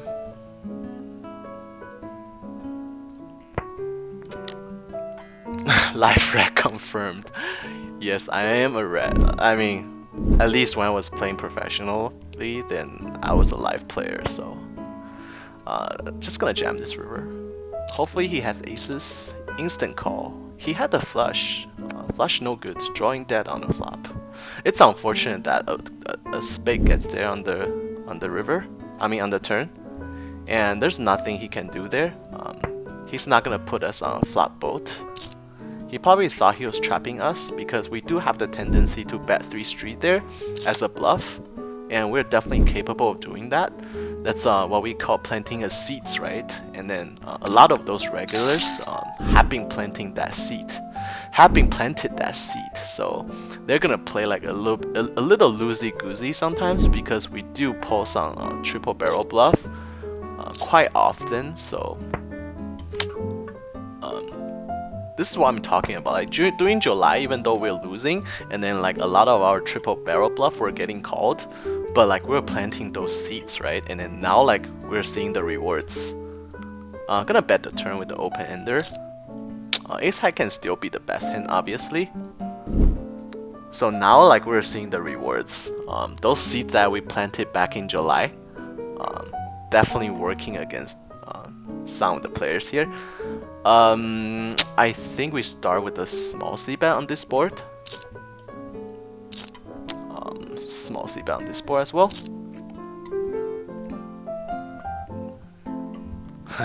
Thank you, Fubar TV. I know you love my stream. That's why you stopping by almost every day to hang out with me. Highly appreciated that. Here we do face a raise. That is very interesting. This is a very bad turn for us. We don't beat anything anymore. Just gonna only losing to ace 10 and pocket 10s. Not sure if we should be putting a 3-bet. Just gonna call and then proceed there. And gonna go for a check call on the turn and possibly check calling the river. 40. I guess we can try to go for maximum value, but we did raise under the gun, and then he's playing like he has a boat. I don't think he's gonna lose his stack with like ace queen or ace jack, so we're just gonna call here and then proceed a river. Not sure if he calls under the gun raise with ace 7 or ace 8, so I think we have the best hand here. Not even sure if he's gonna value bet this river. He does, and we just have to call. And he was just going cuckoo, man. That guy was just going. We're gonna just call with pocket 7 here against a bad fish player. We normally never just flat call here. But sometimes against fish player with small like to medium pocket pairs, we can flat call. Sometimes try to flop a set. We can always win a lot of money. And if we just 3-bet, then if he had aces or kings, he always just gonna 4-bet us off our hand. So what was that guy doing? Let me take a look. This is what happened. Like during weekends, it's like sometimes you're really frustrated. Like last weekend, I think last Friday night, I think we were down like 1400 or something. Like lost like 7 buying in that session because people just doing crazy shit and then kept sucking out on us. But like I say, like this week, Car has been pretty kind for us. Then we're just crushing it.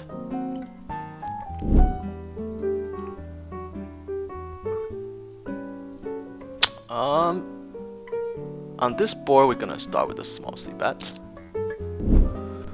So we raise under the gun, call with queen 9 off, so he's definitely a fish. And then we c-bet small, he raised as a bluff, almost drawing dead. And then he was drawing dead on the turn, and then he barrel, and then on the river he barrel again. So he was going cuckoo with completely air. So good for us. Good for us. Against the like bad player, mid position, this is pretty close between a 3-bet and the fold.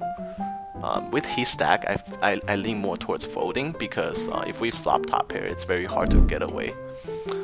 Here we're just gonna check the turn. And the river benefit our range way better than his. So he did the correct thing by checking, and then he has the jack here sometimes. Sometimes he'll have like a worse pocket pair or like just a 6, so we're just gonna check back. We're not gonna get any value from worse hand. He does have a king, nice hand. And here on this board, I'm just gonna start with the bigger c-bet.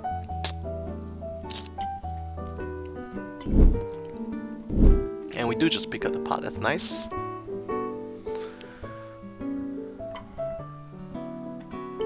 I know some guy who plays with chips even playing online. To me it seems pretty lame. It's extremely lame. It's really funny though. I heard about that story as well. Somebody doing that kind of shit, but gonna 3-bet. Gonna 3-bet with 10-8 suited, playing almost 250 big blind deep. Very good hand to play in position 3-betting. Yeah, that's pretty lame. Pretty lame. I guess it helps to relax on dudes. ACR should have a possibility to remove the swoosh sound. Yeah, I know. They should definitely have that option to remove that sound. Here we flop absolutely air, so we're just gonna go for a small c-bet and then shut down if it gets called. It is a pretty dry board, so if he doesn't have anything, then he should be folding. That's the benefit of being the 3-better. If we just flat call there, we're never winning in that pot. But since we 3-bet, we can just pick it up with 10 high with no equity. Opening kind of loose with king 10 offsuit, but like I said, the players today are pretty weak, so I don't really worry about opening too wide. Not gonna get punished enough, and I don't see the good regulars playing today, so it's a pretty good day for us to just abuse the fishes. And we do flop top 2 pair, and then that always helps. He is a pretty bad regular. Here against this player, he's a pretty bad fish. He's the guy who just triple barrel bluff. So I guess it's kind of like one of those bluffy type of fish. So we're gonna actually do something we almost never do, which is the flat call in small blind. Because I feel like we don't have to 3-bet there. He's rarely folding. Just looking at his stats, he's calling like most of the time. Here on the turn when he checked the second time, we're just gonna bet and try to take it away. And here we're just gonna check fold. Against a player like that, there's no reason to 3-bet.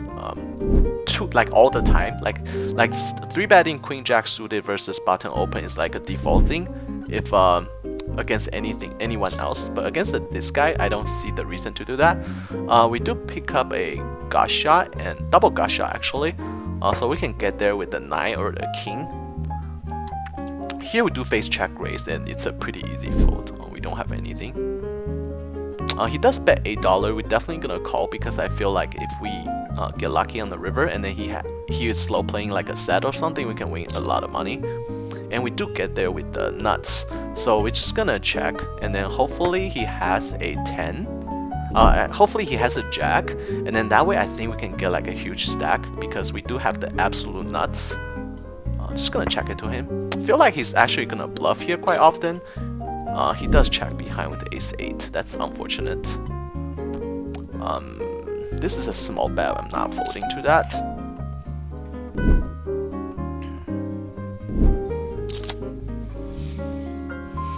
I know you can turn off individual sounds on NCF, but I wouldn't surprise me. So yeah, swoosh is not on the list. Trust me, I checked that option for a few bar, and then it wasn't there, unfortunately. Against a weak, this is a crazy bluffy guy, which is gonna call out the position. Obviously on this flop we're folding.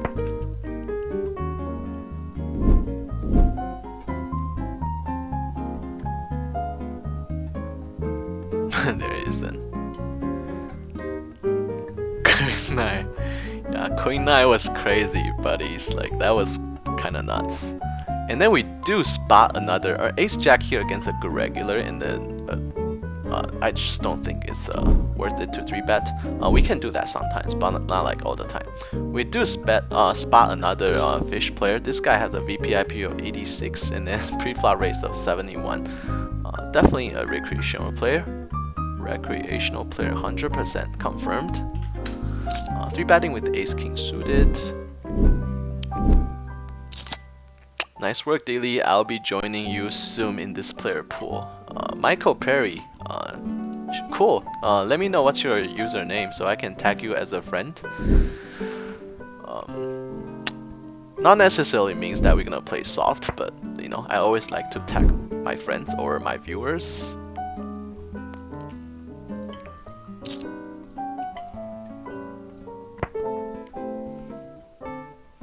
What's up with the pink cuff in the background? Pink cuff on the background. Pink cuffs. What is it? I don't see it. Is there anything on the background?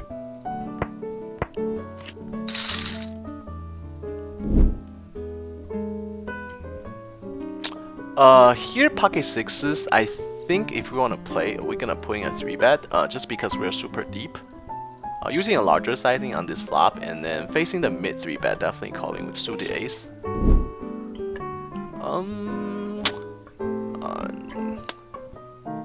Yeah, going for a 3-bet here. Against a pretty good regular. Here on the turn, club does get there. I think we're checking back here very often. River is at 10, shouldn't change much. King Jack gets there, but that's about it. Just gonna call. And he does have a flush, so we did lose the minimum there. And just gonna call a c-bet. His range is like ace king, ace queen sometimes. So we do have the best hand sometimes. We do face a 4-bet and a 5-bet. Holy shit, what is going on? I think we can call one more time against this player. I feel like he's gonna slow down a lot on the river. I feel like he's checking a lot on the river, so I guess we can go for another call. Queen is not the worst because it completes the flush, and it should slow down a little bit. He bets another 22.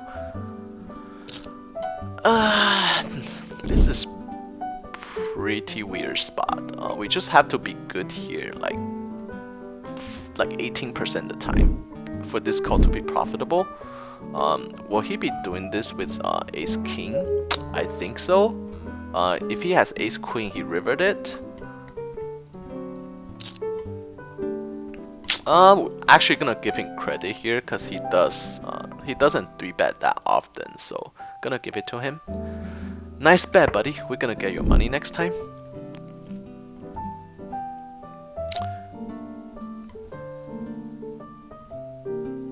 Pink cuffs. I don't see anything in the background. It's just computers. Just my computers, some computers parts, my lamp, and then that's it. Don't have much going on in the background.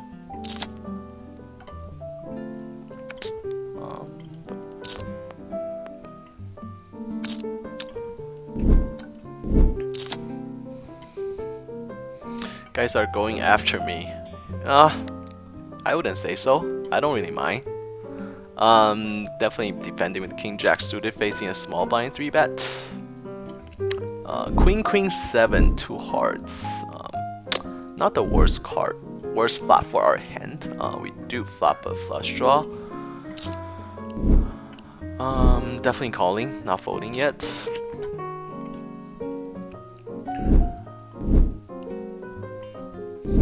ACR that I noticed that you can filter the table for 5NL since it has. Really? Custom that slider. Yeah, honestly, I feel like we're gonna check behind here, I think. Don't mind a bet too. We can bet small, but I'm not sure what is folding. If he had like aces and kings, I guess we can have like ace king to fold on the turn. Other than ace king, I don't see anything else folding here. Aces and kings definitely not folding. We might try to like jam the river and then he might fold, but why do that when we can just take the free card and gets there on the river? Right? 3-bet and small, but I guess we have to bet this river. Let's just use like a smaller sizing, I guess. Use like a $20 sizing. Hopefully he check raise bluff. Not exactly sure how often he does that, but we're gonna try.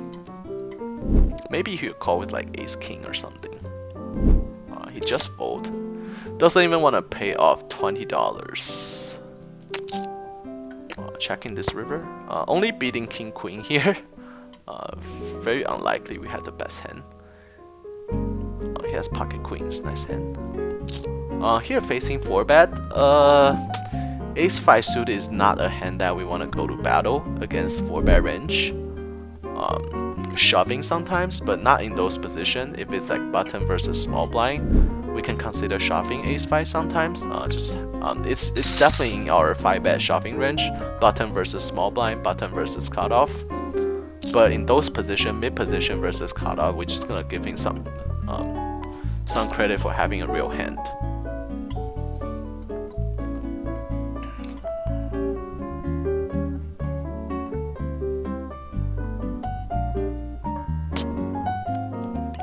So he can call with pairs.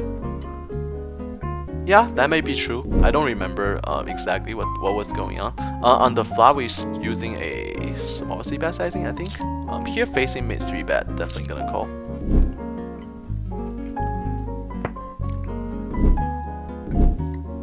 I mean, just against a player like that, I think it was against like the fish player who's very bluffy. I guess we can adjust accordingly. Just gonna fold. Here on this turn, we can barrel. I think we can barrel like 75%. He's folding some gut shots and pair.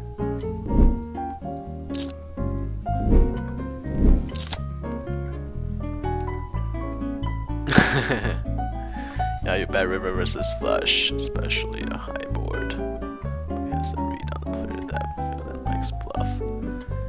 Yeah, I just feel like against a player like that, I'm not gonna play. How do I put it? I'm not gonna try to bluff someone like that, and gonna let him bluff very often. But on the river, I just couldn't see. He was bluffing. Like, there's just not too much natural bluff there, and he doesn't 3-bet that often. So his 3-bet rate was only like 4%. So this guy doesn't 3-bet that much, but he 4-bets quite often, even though it's a small sample size. Ace Queen blind versus blind, it's very interesting. I think suited would definitely PO and see a flop, but offsuit playing 180 big blind, actually 200 big blind. Ace Queen offsuit just not a hand you want to go to war with, so I don't mind just folding there. Ace Queen offsuit is super problematic. Definitely not a hand that you want to be messing with. 200 big blind deep, especially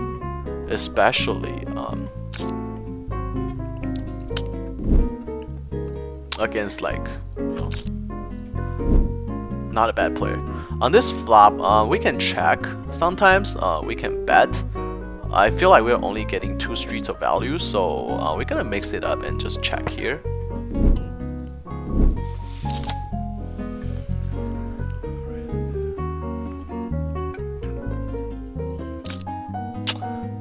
King 10 off, getting 3-bet by a fish player, just gonna fold. Here I feel like a small c-bet is mandatory. Checking back sometime can be too bad. Just gonna bet. And here we do turn the nuts. Gonna go for a decent sized bet on the turn. Wrapping the queen. And we do just pick up the pot with ace jack here. That's nice. River is a king. We're only losing to jack 10. He has some jack 10 of spades in his range that can potentially call the turn bet. I'm trying to figure out what's the best way to get value from this hand. Obviously, we have the best hand. We're only losing to jack 10. I'm not even sure if jack 10 is calling the turn. Because unless he has specifically jack 10 of spades, I don't see how he can call the turn. I don't see how we can get value from worst either, so I guess checking is probably better. On this flop, we're gonna start with a small c-bet. And here we're just gonna value bet our small c bet and value c bet, or not value c bet, small c bet our entire range, because we do raise under the gun, and then we connect with this board pretty hard. He does only have Jack 9. Not exactly sure. Yeah, he's definitely not calling a river bet, so checking to him, I guess, was the only way. Maybe he would turn his hand into a bluff. Here we are bumping the turn, obviously.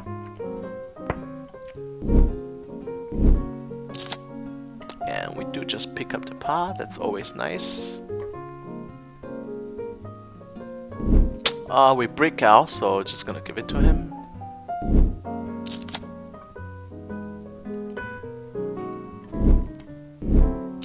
I guess I will stop the stream at 11 PM, so 12 more minutes or so.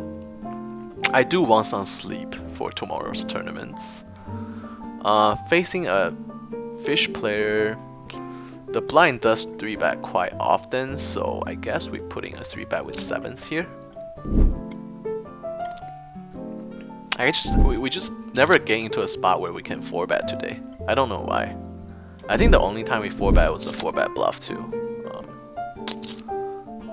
Very weird session, but it has been like pretty smooth. So we had 90 opportunities to 4-bet, but we haven't done it once. Maybe we're just not getting 3-bet enough today. I think that's what happened, because the player pool today are just a little bit more fishy, and they just don't 3-bet enough, so we don't have the opportunity to 4-bet. Not gonna complain though. It's a pretty steady session so far. Against this player, we're just gonna 3-bet a little smaller, like 3x, because he only has $125. We do face the check raise. If we have a diamond, rather it's the ace of diamond or king of diamond, we can continue. Other than that, we probably just fold. It's a little bit tight, but I don't mind it against an unknown player. Here on the ace on the turn, we're just gonna check fold. Here on this board,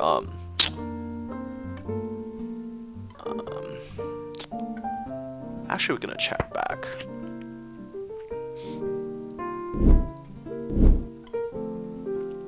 Uh, 10 is the straight. He can have some like worse 2-pair here, so I guess we can't fold yet.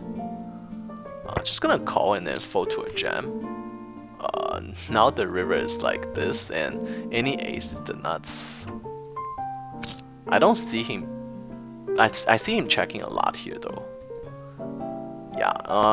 And the question now is, do we want to turn our hand into a bluff? Does he have ace in his range? I think so. I think he has some ace in his range, but I'm not sure if he's gonna lead out the turn with just an ace. I feel like we can bet like 30. I feel like we can bet 30 here.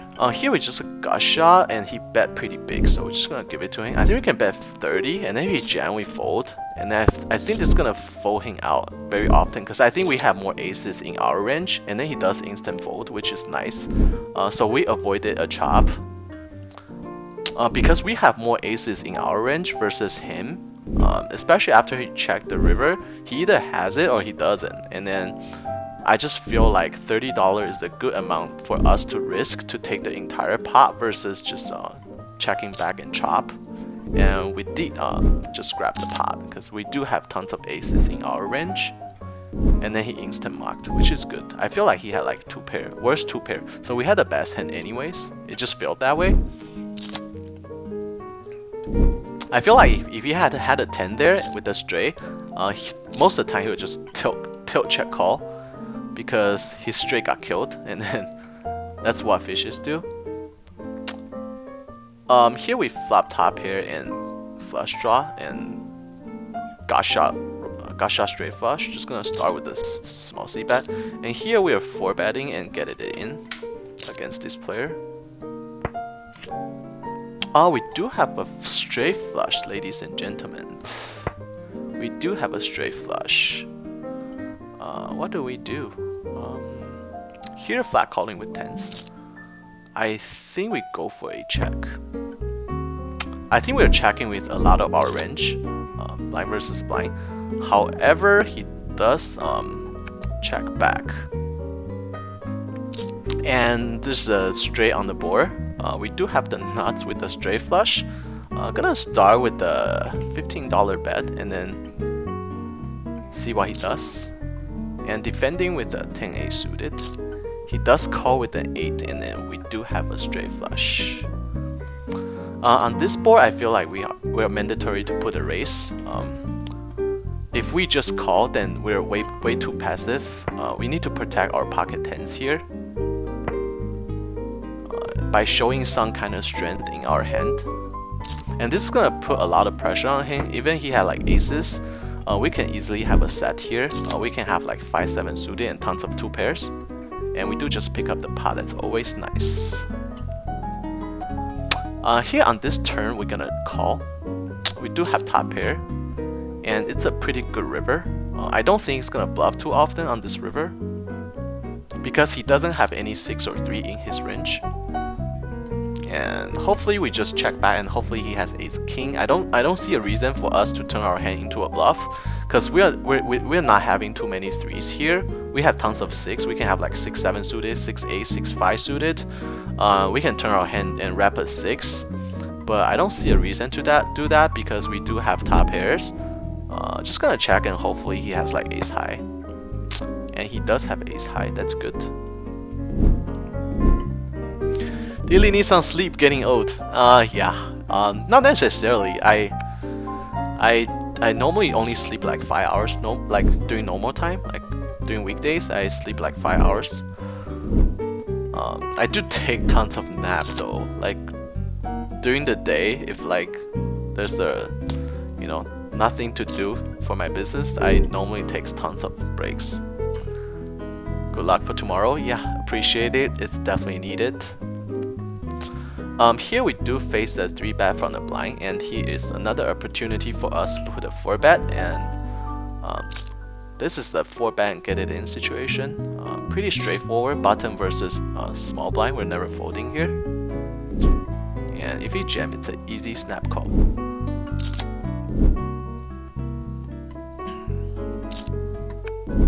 And he does just call. That's a little bit tricky.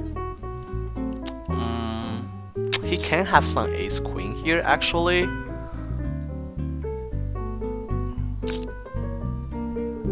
Not exactly sure what his flat calling range is. I think since it's a 4-bet pot, we can always check behind here. Small c-bet is not too bad, but we're only gonna fold out like pocket 7, pocket 8s, and even those type of hands might still call. So I think it's not the worst to just check back. And obviously we chalk calling with top pair. Not the greatest flop for top pair. Here we do face a 4-bet from under the gun. We're checking back again. Not the worst run out. And I think we're just jamming here. Or I guess calling is fine as well. It's either like I feel like this is a fold or jam situation. Against this guy, it's pretty close. I think we're just gonna fold because if we jam, I feel like we're running into like queens, jacks, not jacks, queens minimum, and then or the same hand, or we get dominated with the aces and kings. So I guess folding is okay. The reason why we fold there was because so he does have pocket 7s. I'm not sure if that we can probably like double barrel him off that hands, but he's definitely not folding to a 1c bet, I think. Yeah, over there he raised under the gun, and then we 3-bet under the gun +1, which generally means pretty strong range, and then he was able to 4-bet back. So just gonna give him more credit there. If we 3-bet from the button and then he jam, then I mean if we 3-bet on the button and then he 4-bets, then it's more likely that we jam. But since we raise, we 3-bet him under the gun +1, so I'm gonna give him more credit for having a like very strong hand. On this turn, we're gonna bet pretty big. I feel like he's betting this king very often. And here we flop open in this straight draw. I feel like this is the type of board that we should be putting a raise. Check calling, not folding yet. Heart gets there. He does have a king. Good hand. Unfortunate that he gets there. I feel like we should put in a raise here. Not too much, just $30 should be enough. And even if he had aces, he has to be like extremely concerned here, facing this raise. Because this board does connect with our raising and calling range pretty hard. If we have like, we have tons of two pairs. Pair and flush draw, something like that. On this board, we're just gonna go for a small c-bet. If it gets called, we shut down. We do pick up a double gutter on the turn, and we do just pick up the pot here. That's always nice. On this flop, we don't have anything, so it's better just fold. Here we're just gonna check back with double gutter. We got lucky with a pretty good turn, and we don't get there. That's fine. Never bluffing here, and then never calling anything. We do have aces, and then gets flat by small blind. On this board, we're gonna start with a small c-bet. Plan spend 2 hours in. Yeah, man, those seeds, bro. Start planning them back in July, when we ran like crap. Now it's reward time. You see like how bad people play against us? It's crazy. It is crazy how bad people just pay us off. We don't have any credit, man. Triple barreling bluff too much. Obviously we haven't done it this session. We didn't have to, honestly. I just don't see like a spot where we need to do that. On this board, I feel like this is like a c-bet once and then fold type of situation. I feel like they're overfolding on this flop though. He does call, and then we do pick up a gut shot. And here raising under the gun, facing a 3-bet from the button. Pocket ace is definitely not 4-betting. We're just gonna flat call and then see a flop, and then we do flop another boat, which is very nice. Hopefully he has a real hand like aces and kings. He used a pretty large sizing. Not sure if we should be check raising here. I think check raising is way too strong because we did raise under the gun and we call his 3-bet. So if we check raise, we have like jacks plus, so just gonna flat call and checking again. So this way we play like we have a flush draw, like king queen of heart, ace jack, ace queen of heart, even ace king of heart. So just gonna check it to him.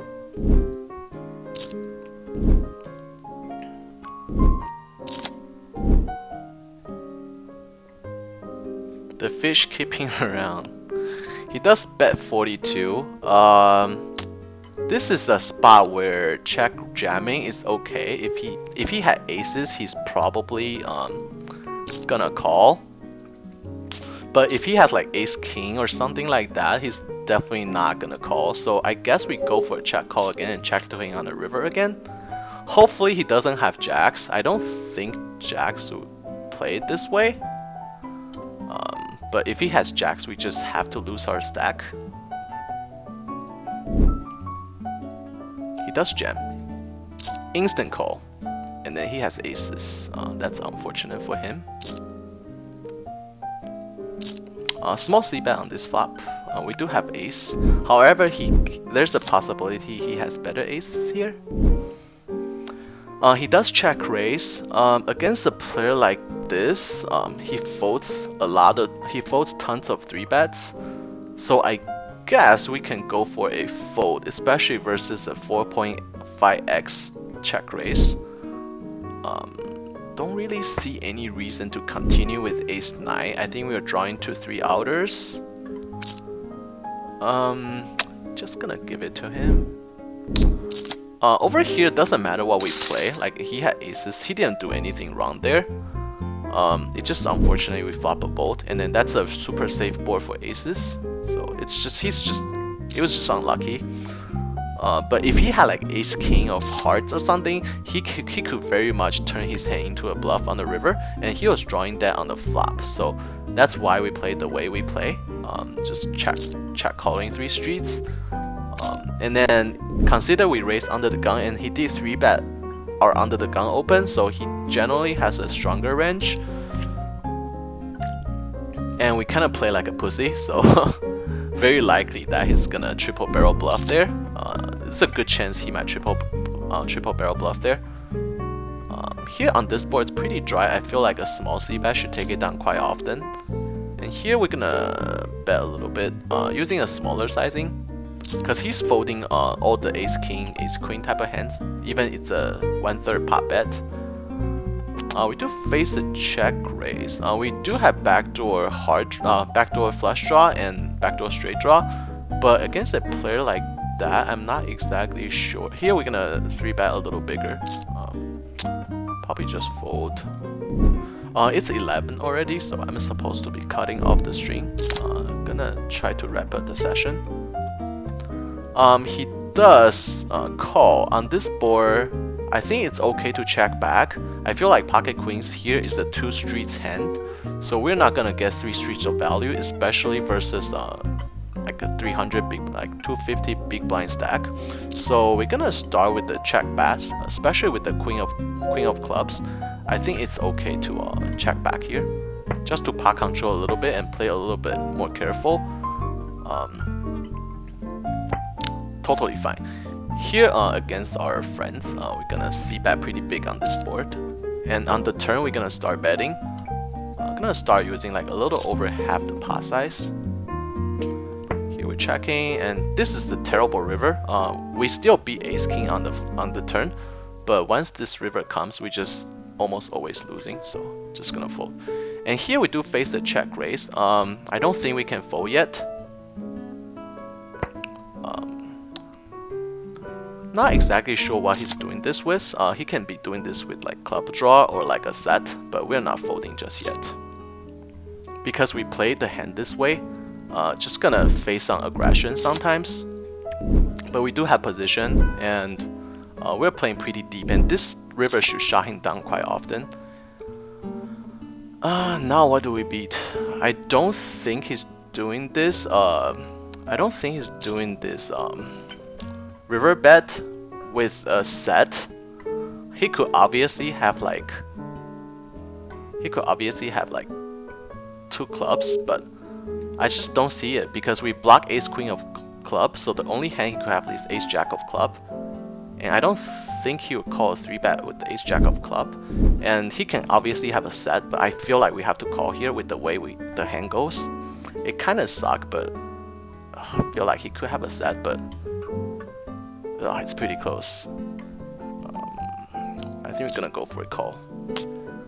He does have 10 jack of heart. That sucks, but what can we do there? We kind of punish we kind of like dig ourselves a hole there. Actually, he had flush draw and overcall on the flop, so if we c-bet the flop, he's gonna call, and then we barrel the turn. He might still call. He might fold the turn. So I guess we made a not really like a mistake. Here facing this action, we're just gonna call. 3-bet from big blind is generally stronger. Yeah, not really sure if we should be. I think that's the thing. When we decide to like slow play, checking the flop, like this happens sometimes, but I don't think we can do anything about it. It's just unfortunate that he gets there. If you look at it, we did get him to check raise on the turn with just a naked flush draw. It's just unfortunate that he gets there. I guess we can look at it that way. By checking the flop on the turn, we did induce him to check raise with the naked flush draw, because jack and Jack and 10 are no good, and with the way we pot control, if he doesn't hit his flush on the river, we're just gonna win like, how much was the pot? Like, I think it was like $300 pot, $200 pot or something, like 270 pot. So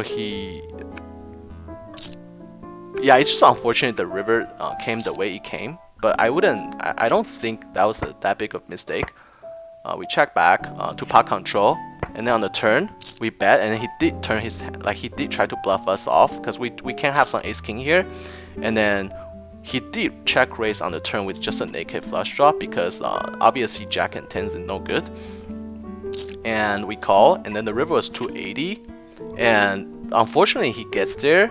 But more often than not, he's just gonna miss. He only had like 17% equity on the turn, but unfortunately he makes it. I guess we could always fold the river, but with the way we play the hand, I feel like it's mandatory to call the river, even though we're not really beating anything. But he could be doing that with the complete bluff too, because he's a pretty good player. So against a good player, you just have to take more chances in terms of calling wider. On the river he did bet like 200, and then we just basically pay off. Yeah, if he missed the flush draw, like he might do this as well. So let's say if the river is like king of diamonds, and he might do this as well, and then we just pick up all this extra money. So even though we lost this hand, but I don't think